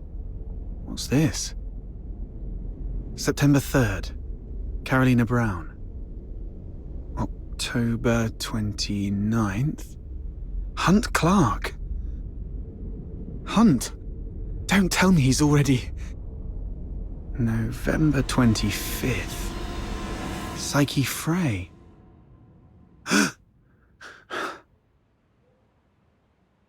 Mr. Henrik, you're back. Here's a cup of hot water for you to warm up a bit.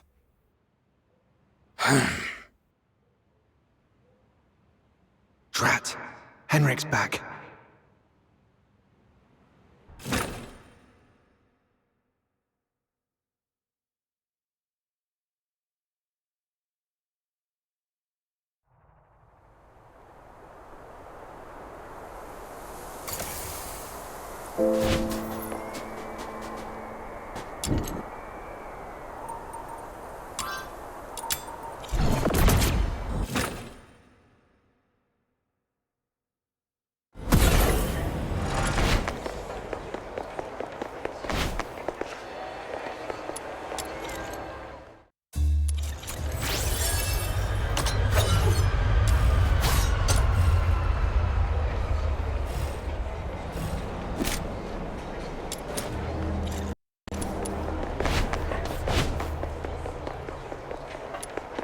Treasure the intel, never...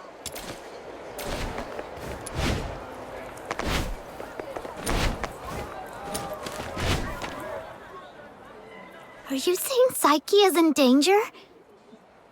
Hunt appeared on that list after he went missing. I fear things didn't end well for him. And I'm worried your friend Psyche might be next. Henrik came back at a bad time. If I had just a few more minutes... It's my fault. I wasted too much time with that chimney. Damn it. I knew he was up to no good. What do we do now? Psyche is a good girl. We have to find a way to save her. I'm going to the Hypnos house right now. Don't rush into it. We still have 5 days. So let's go back and get prepared first. No, it's always better to act sooner rather than later to save someone. I can't just...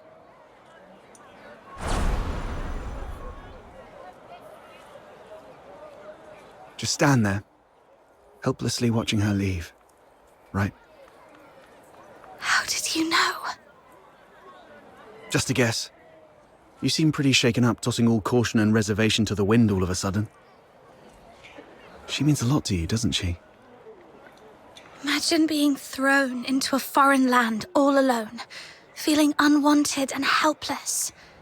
Then someone reaches out and encourages you to hang in there for good things to happen. If this person were in danger, you'd do anything to help too. Maybe you're right.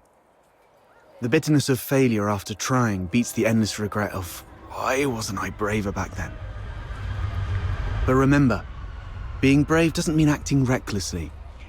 Being brave is saying, I'm aware of all the possible endings of this path, and I accept them all. Then I tread this path with no regrets, and nothing will change my mind. Thank you. I've calmed down. I'll make some preparations. But tomorrow, I still need to go see Psyche. Don't worry, I've eased things with Henrik. I'll just pretend I don't know anything. Okay. We'll also need a plan after we rescue those lodgers. You're not familiar with Ice Lake, so I'll handle that.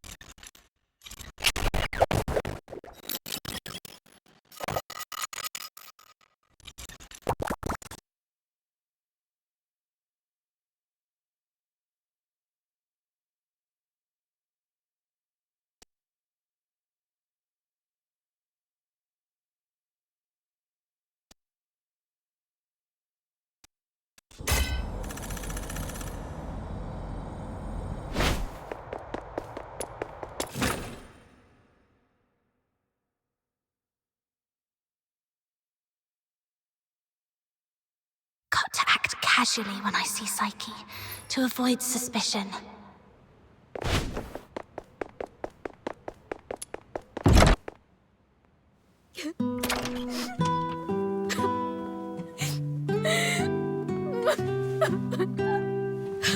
Psyche, are you crying? Sorry, What happened?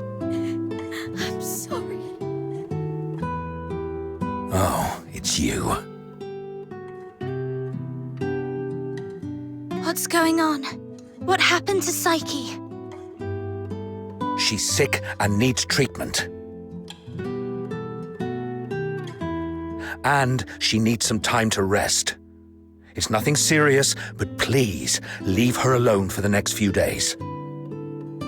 Psyche, would you like to go out for a walk with me? Let's go outside for some fresh air. Don't be afraid. I want to go to the Lamenting Lake. Sure, I'll go with you. Mr. Henrik, may I go out for a walk? Don't worry, it won't take long. I promise to come back shortly.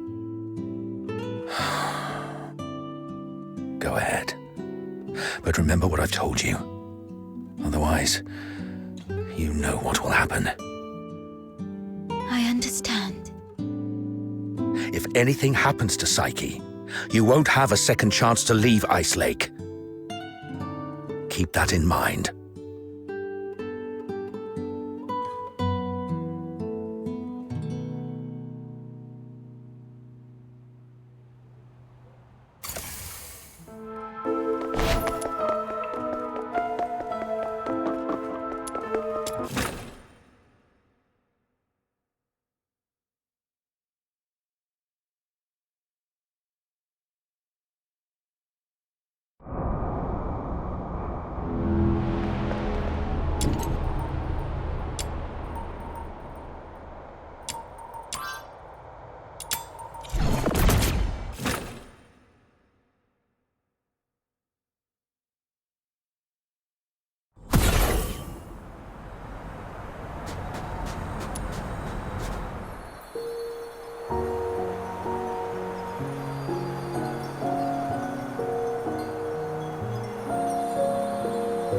The sun should be setting by now. I wonder if Lamenting Lake looks as beautiful as it always does at this time. Yeah, it's a spectacular view. Would you like to take a walk with me by the lakeside?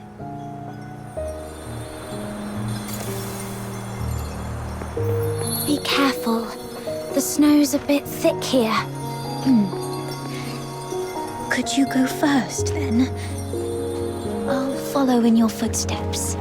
That way. Where does this river lead? I'm not sure. Maybe to the ocean? No. That can't be right. I remember reading that ocean water is salty. So, if this river connects to the ocean, shouldn't it be salty too? When I tried the water here before, it wasn't salty at all. Really? Let me try. What's wrong? That's freezing. My whole mouth just went numb. Let's head to the lakeside. When I was little, I thought if I just kept running, I'd leave Ice Lake behind. But no matter how far I ran, the lake never ended, and the mountains always... This flower looks familiar. Really? Let me feel it. Ah, it's a star frost.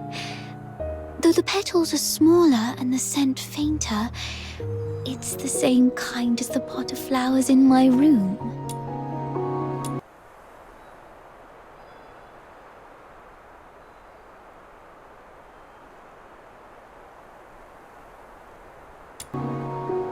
Would you like to pick it as a keepsake? No. Just knowing it's here is enough for me.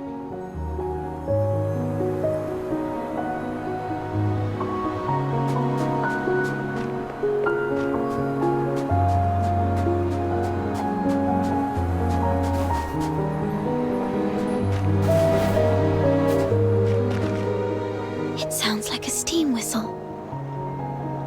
Is there a train passing by?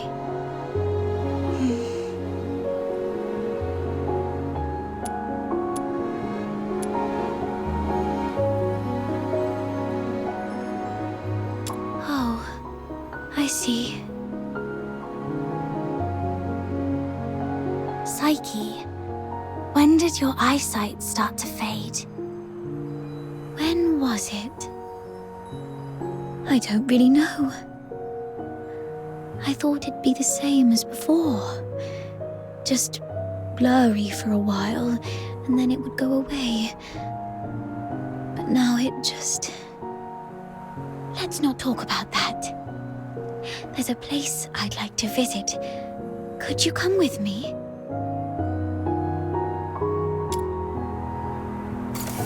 It's by the Lamenting Lake, near an old tree stump. My dad once took me there when I was little.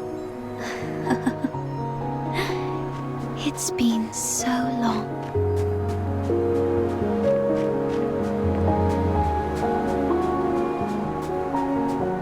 Here we are. There should be a small box buried near the roots. Could you help me find it?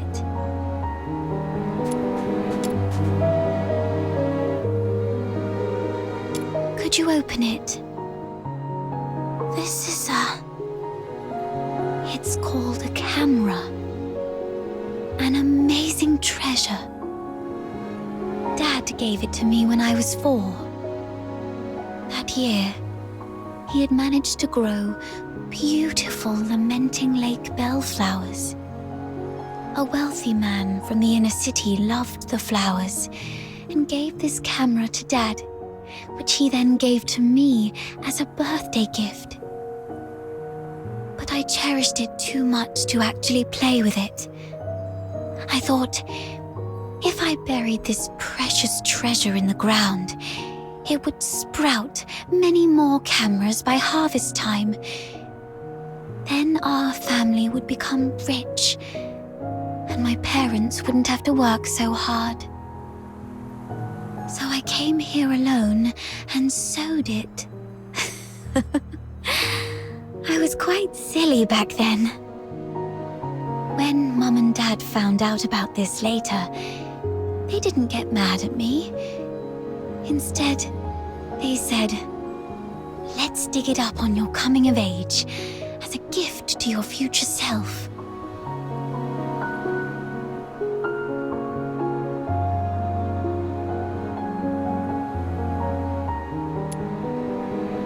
Thank you for keeping me company these past days, but I don't have anything valuable to give you. Please, take this camera as a gift from me.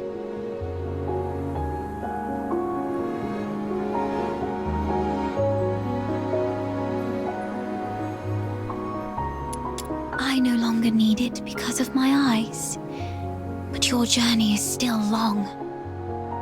Please see the world for me with your eyes. Since we're already here, how about a little stroll around the lake?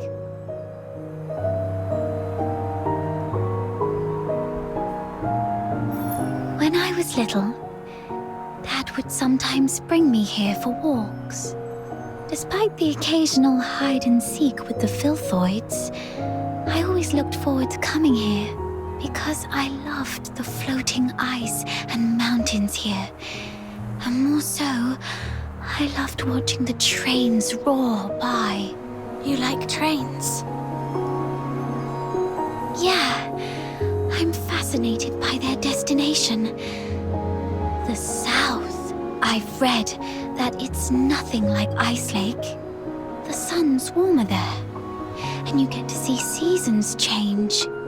When spring comes, the ice and snow melt away, and there are flowers everywhere, even in the wilds.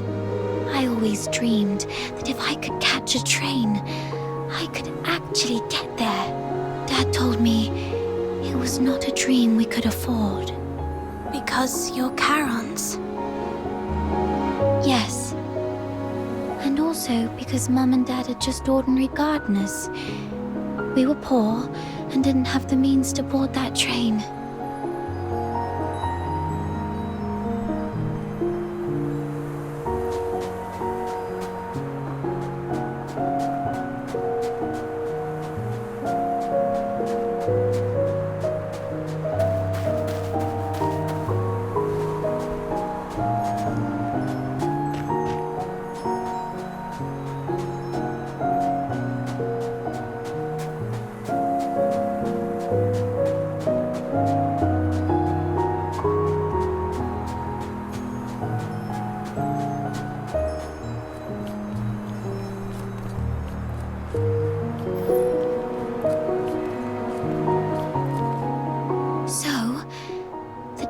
Showed up at the door of the Hypnos house.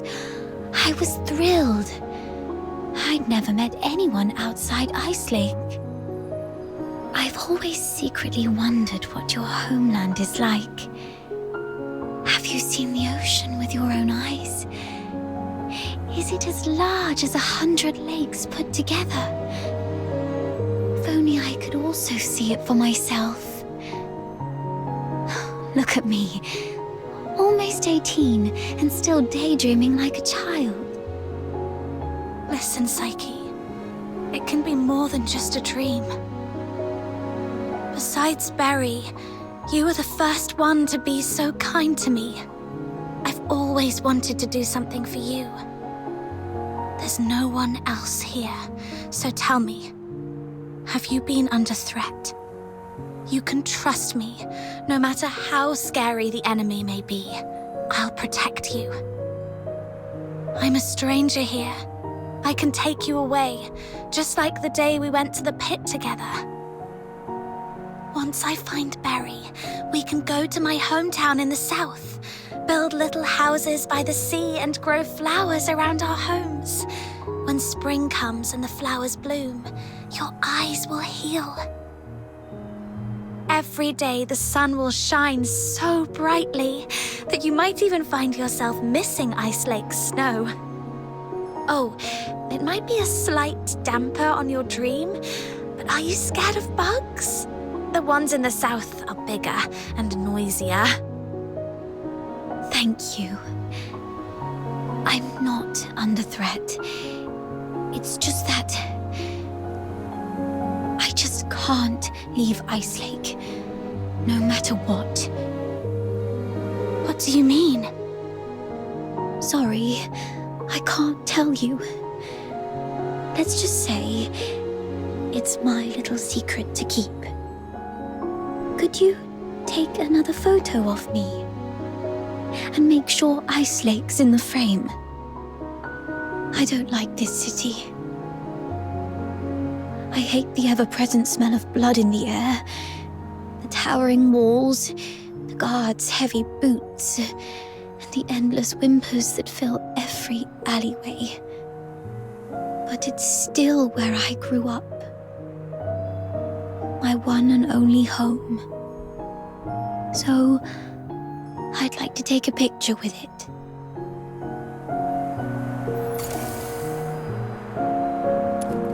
Okay, look over.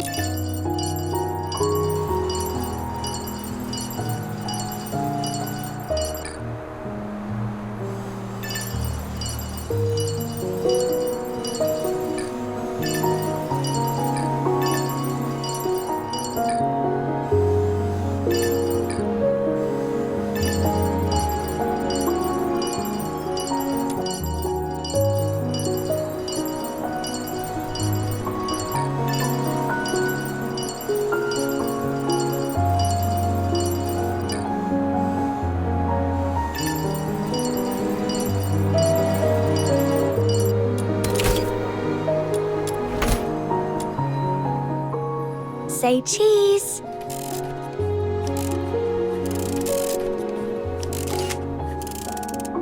Let's take another one. 3, 2, 1.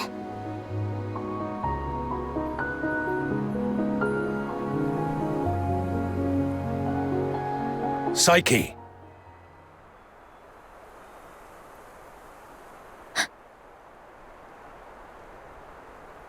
Henrik. It's not safe outside the city. You've been out too long. Sorry. I'll head back now. Psyche, keep in mind what I said. If you decide to trust me, meet me by the signpost south of the Hypnos house at 2 a.m. Goodbye.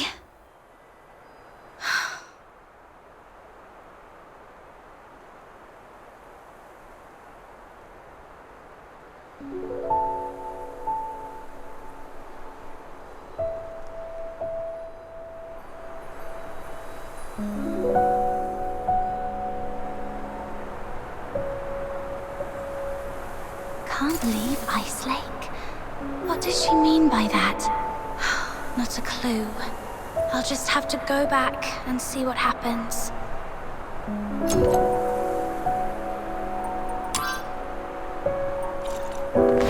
That guy over there looks familiar. Have I met him before?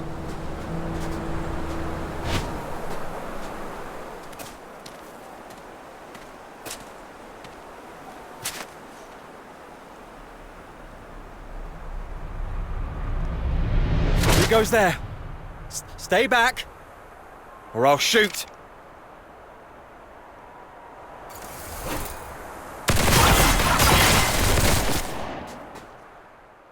All right, I surrender. But it wasn't me. I swear. It's you! All right, I trust you, Miss Camilla. But remember, keep a close eye on this kid and don't let her stir up any trouble in town. If the chief finds out about this, we'll both be in for it.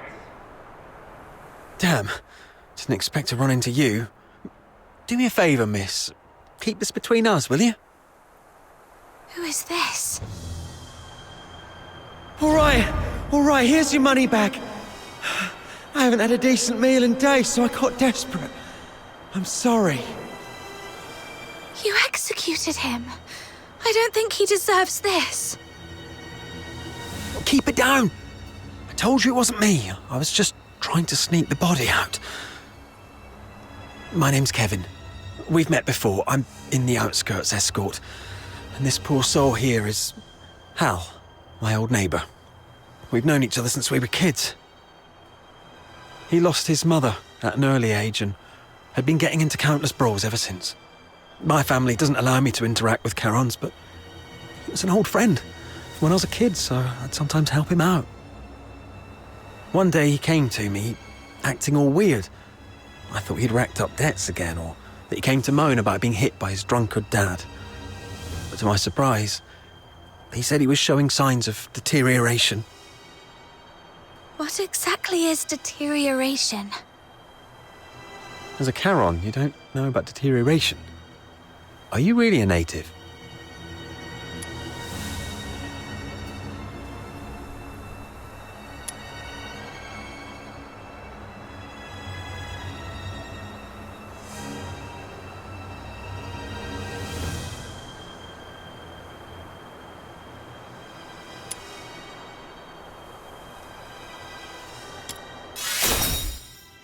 Oh, right. Camilla did mention something about that. Makes sense then. So, deterioration is a peculiar disease that only Charons might suffer from. Once you've got it, there's no cure. You folks usually awaken some kind of power around your teens, but not everyone's that lucky. There are always a few poor wretches who somehow get it wrong and turn into filthoids, but way stronger than the regular filthoids out there. A whole escort might not even be able to take one down. If a deteriorator appears in the city, the entire neighborhood is doomed. Now you get why most Solars hate Charons, right? They say it's the evil magic running through their veins that brings all this disaster. And the deteriorators, they're seen as the worst of the worst among all Charons. Honestly, I'm not entirely sold on this, but how come such a rare thing had to happen to Hal? About 2 weeks ago, he came to me all in a flap. But what could I do? Harboring a deteriorator is as serious a crime as sheltering a member of the Forsakens. One slip and you're done for. All I could do was give him some food and tell him to sort himself out. Later, I heard he got nabbed for stealing, and when they found out he was a deteriorator, they took him straight to the security bureau. Like I said, there's no cure for deteriorators, so what else could happen? They get handed over to the escort, and then, well, you know. He pretty much had it coming, but still, we were friends for a few years. I couldn't bear the thought of him lying in a cold morgue, so I sneaked him out. I was going to bury him by Lamenting Lake, right next to his mother. Hold on, I'm curious. What symptoms would appear between the onset of deterioration and its full development?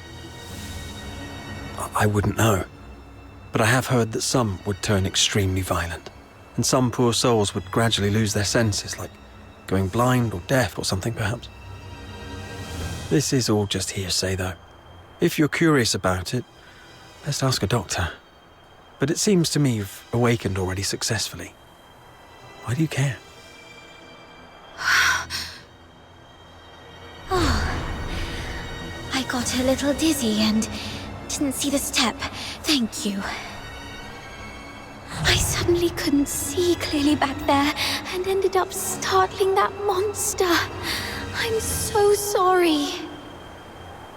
Psyche, when did your eyesight start to fade? When was it? Could Psyche's sight loss be a symptom of deterioration? Could all the lodgers at the Hypnos house be deteriorators? Sir, I'd like to inquire about someone, and I hope you'll be frank and supportive. See. Come on, cut me some slack. If you're digging for some military secrets, you don't need to corner a mere foot soldier like me.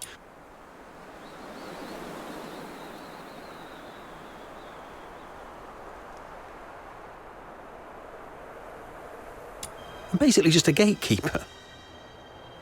Do you know anything about Henrik Ethelred, the owner of the Hypnos house in the north of the city? I mean anything about him. I'd like to hear it all. Henrik Ethelred? Isn't he just an inn owner? My superior does have some connection with him. He's got a bit of a history, but has been a law-abiding citizen these past years. Oh, that man's got quite the temper. Not a rare occasion he's shut the door on travellers, but that's just how he is. Even back in his proper job days, he wasn't a nice guy either. Though at least back then, he had his family to keep him in check.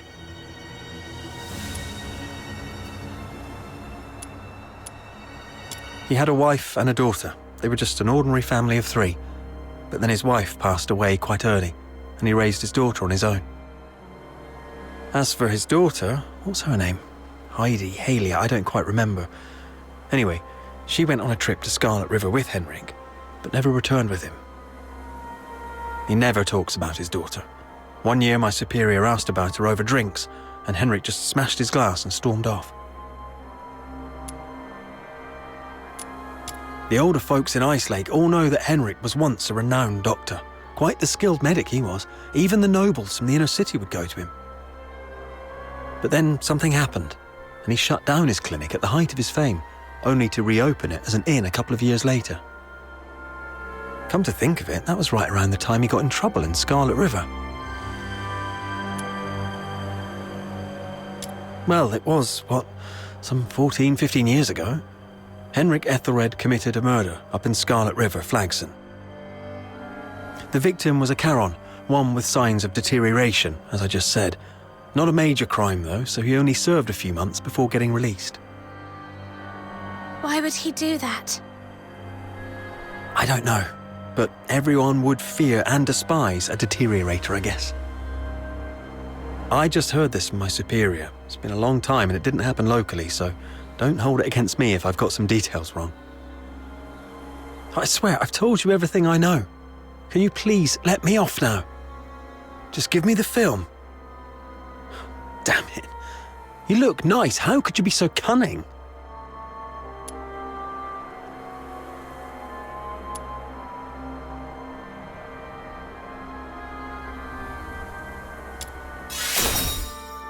Well, take care, sir.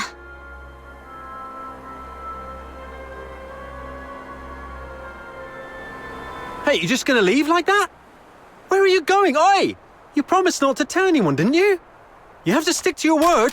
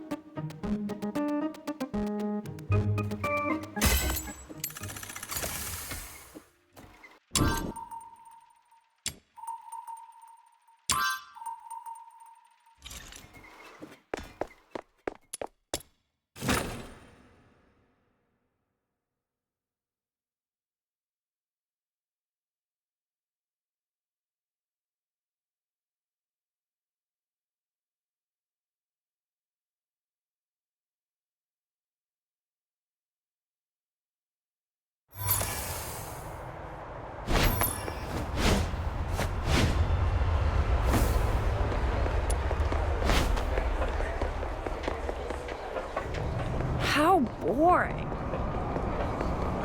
Treasure!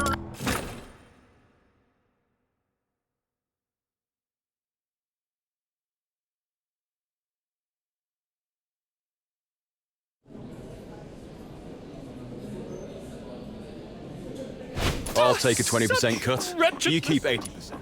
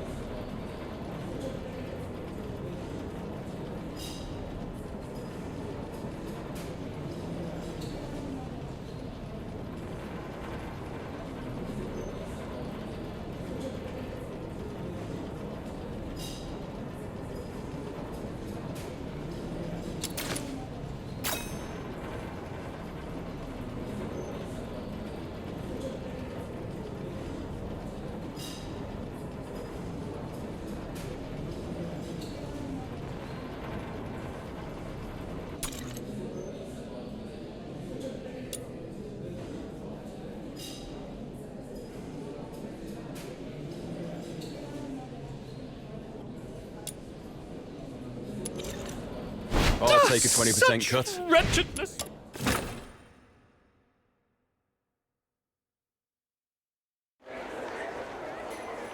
Treasure the intel, never miss.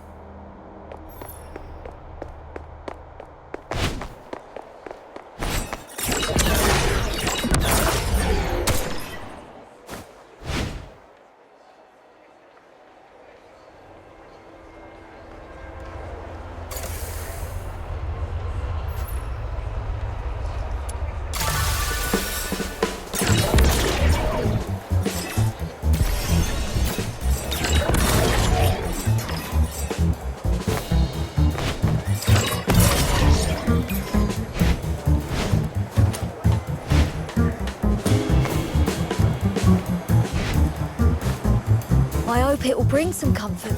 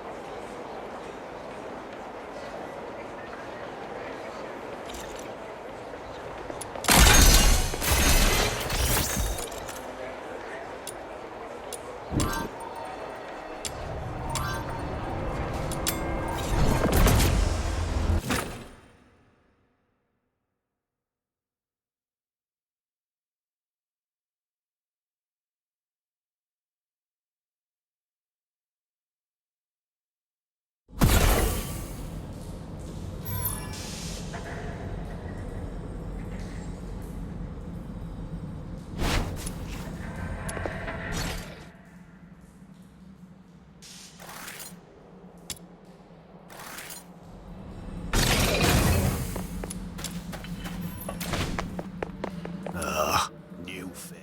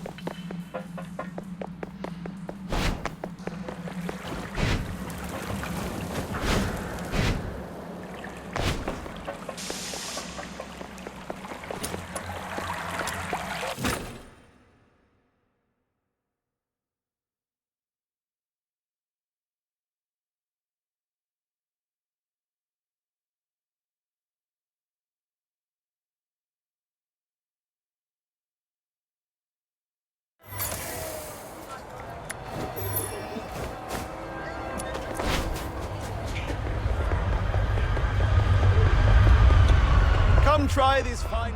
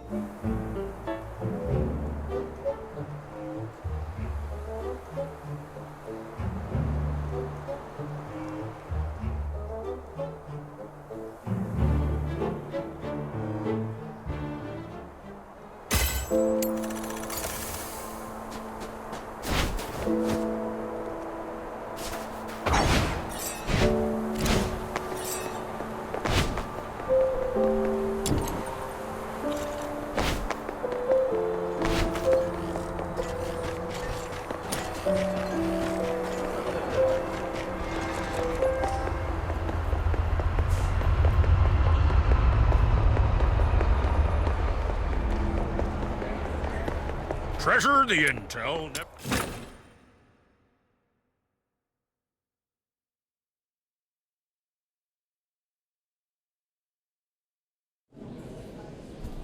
I'll take a 20% cut. Wretchedness You keep would 80%. surely draw heaven's own tears. What am I supposed to do to...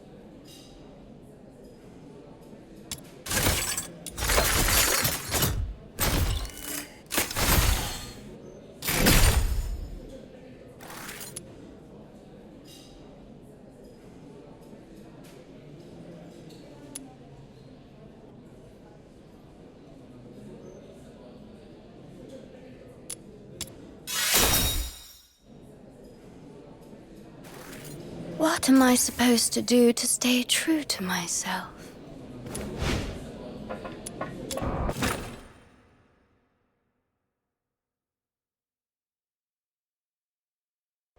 Treasure the intel, never miss the thrill.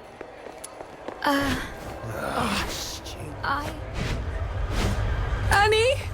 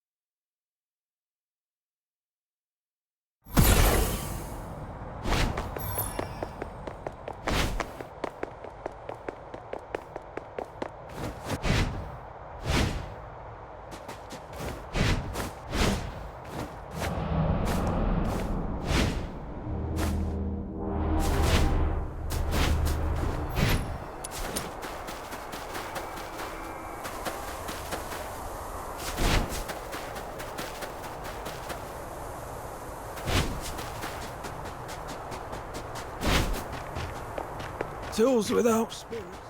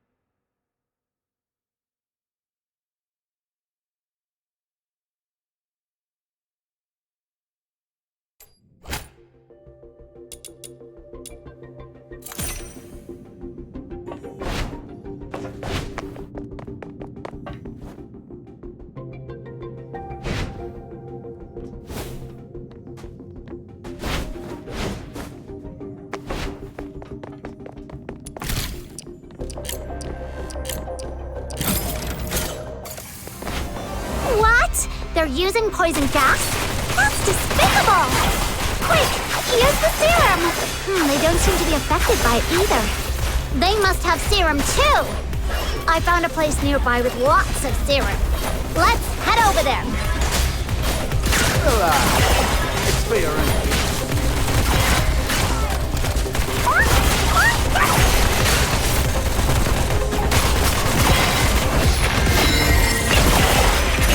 I found another serum storage point. I've marked it for you.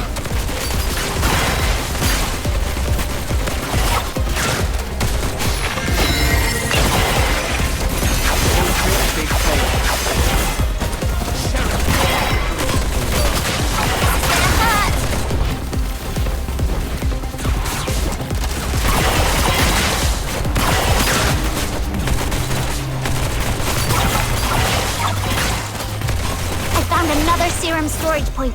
I've marked it for you.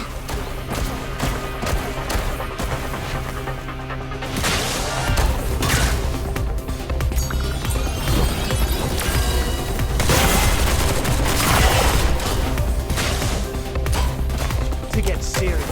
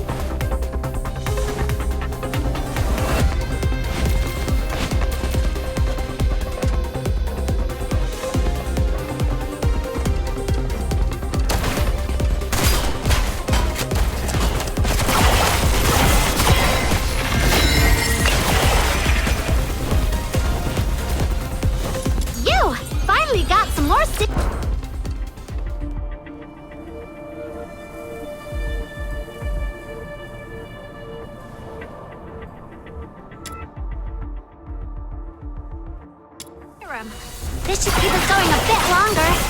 Now, where's the nearest serum storage point around here? I found another serum storage point. I've marked it for you.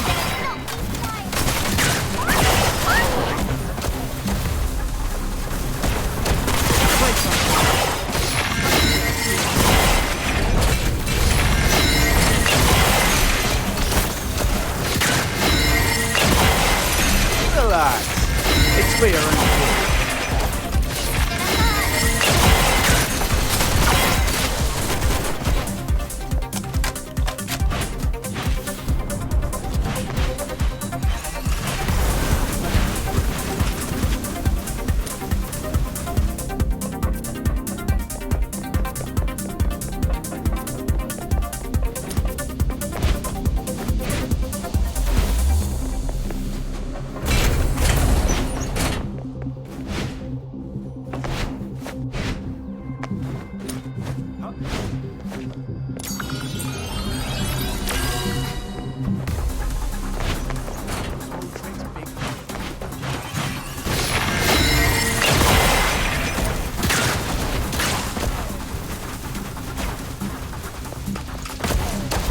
Check this out.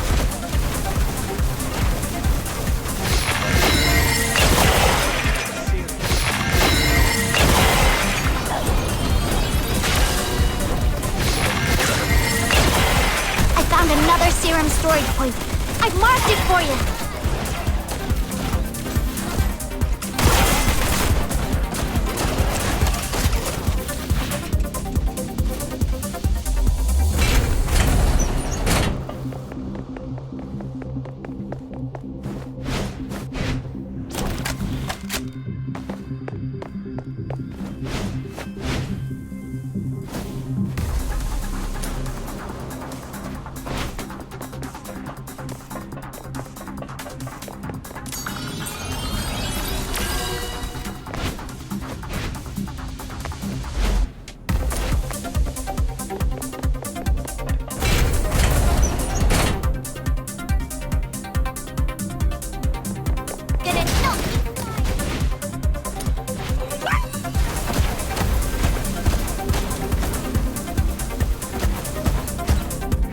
Found a serum storage point!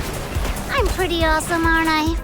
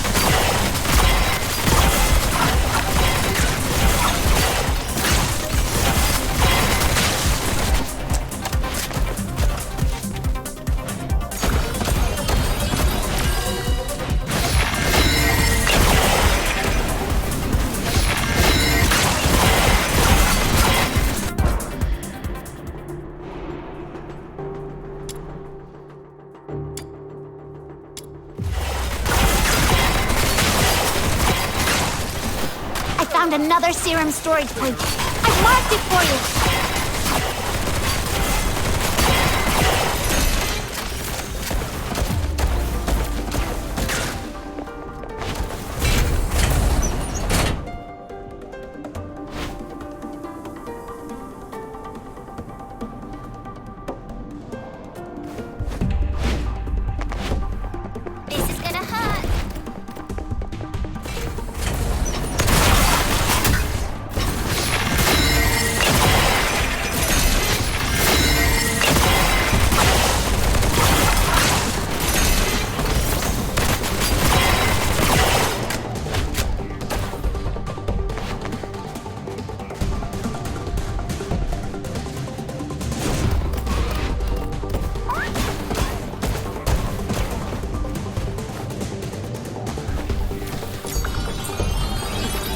Found a serum storage point!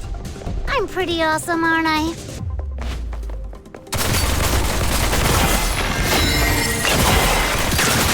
Cherish your last glimpse.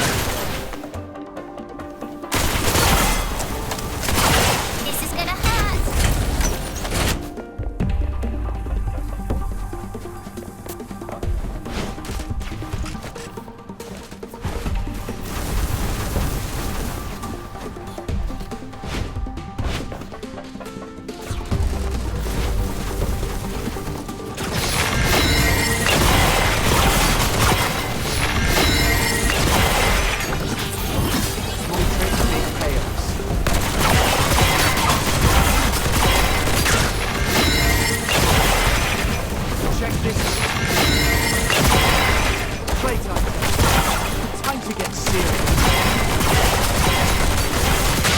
Another serum storage point. I've marked it for you.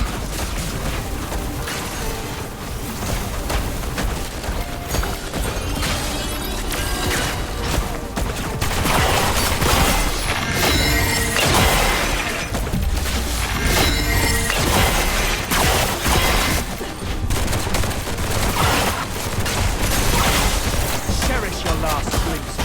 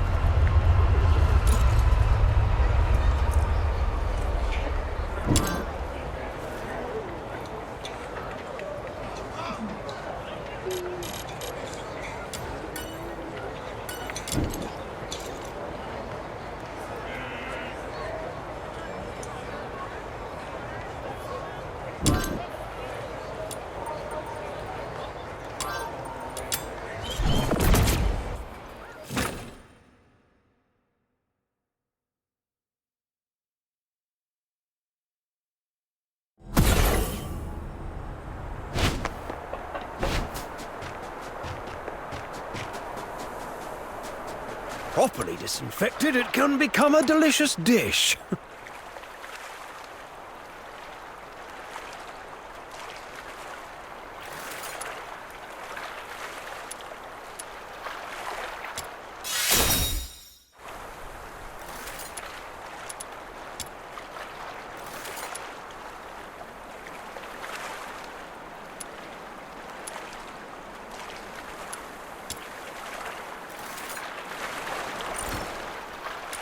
Properly disinfected, it can become a delicious dish.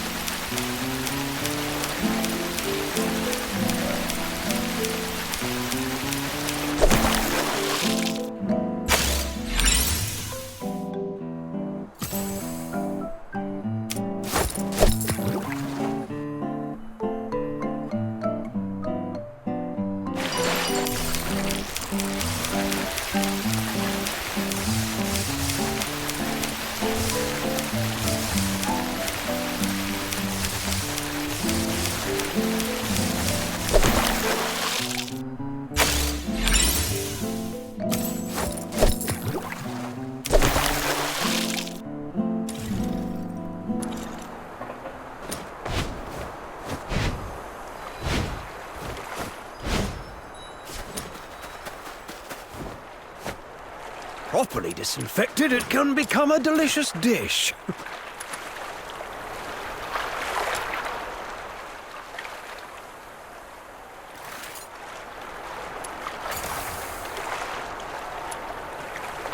Properly disinfected, it can...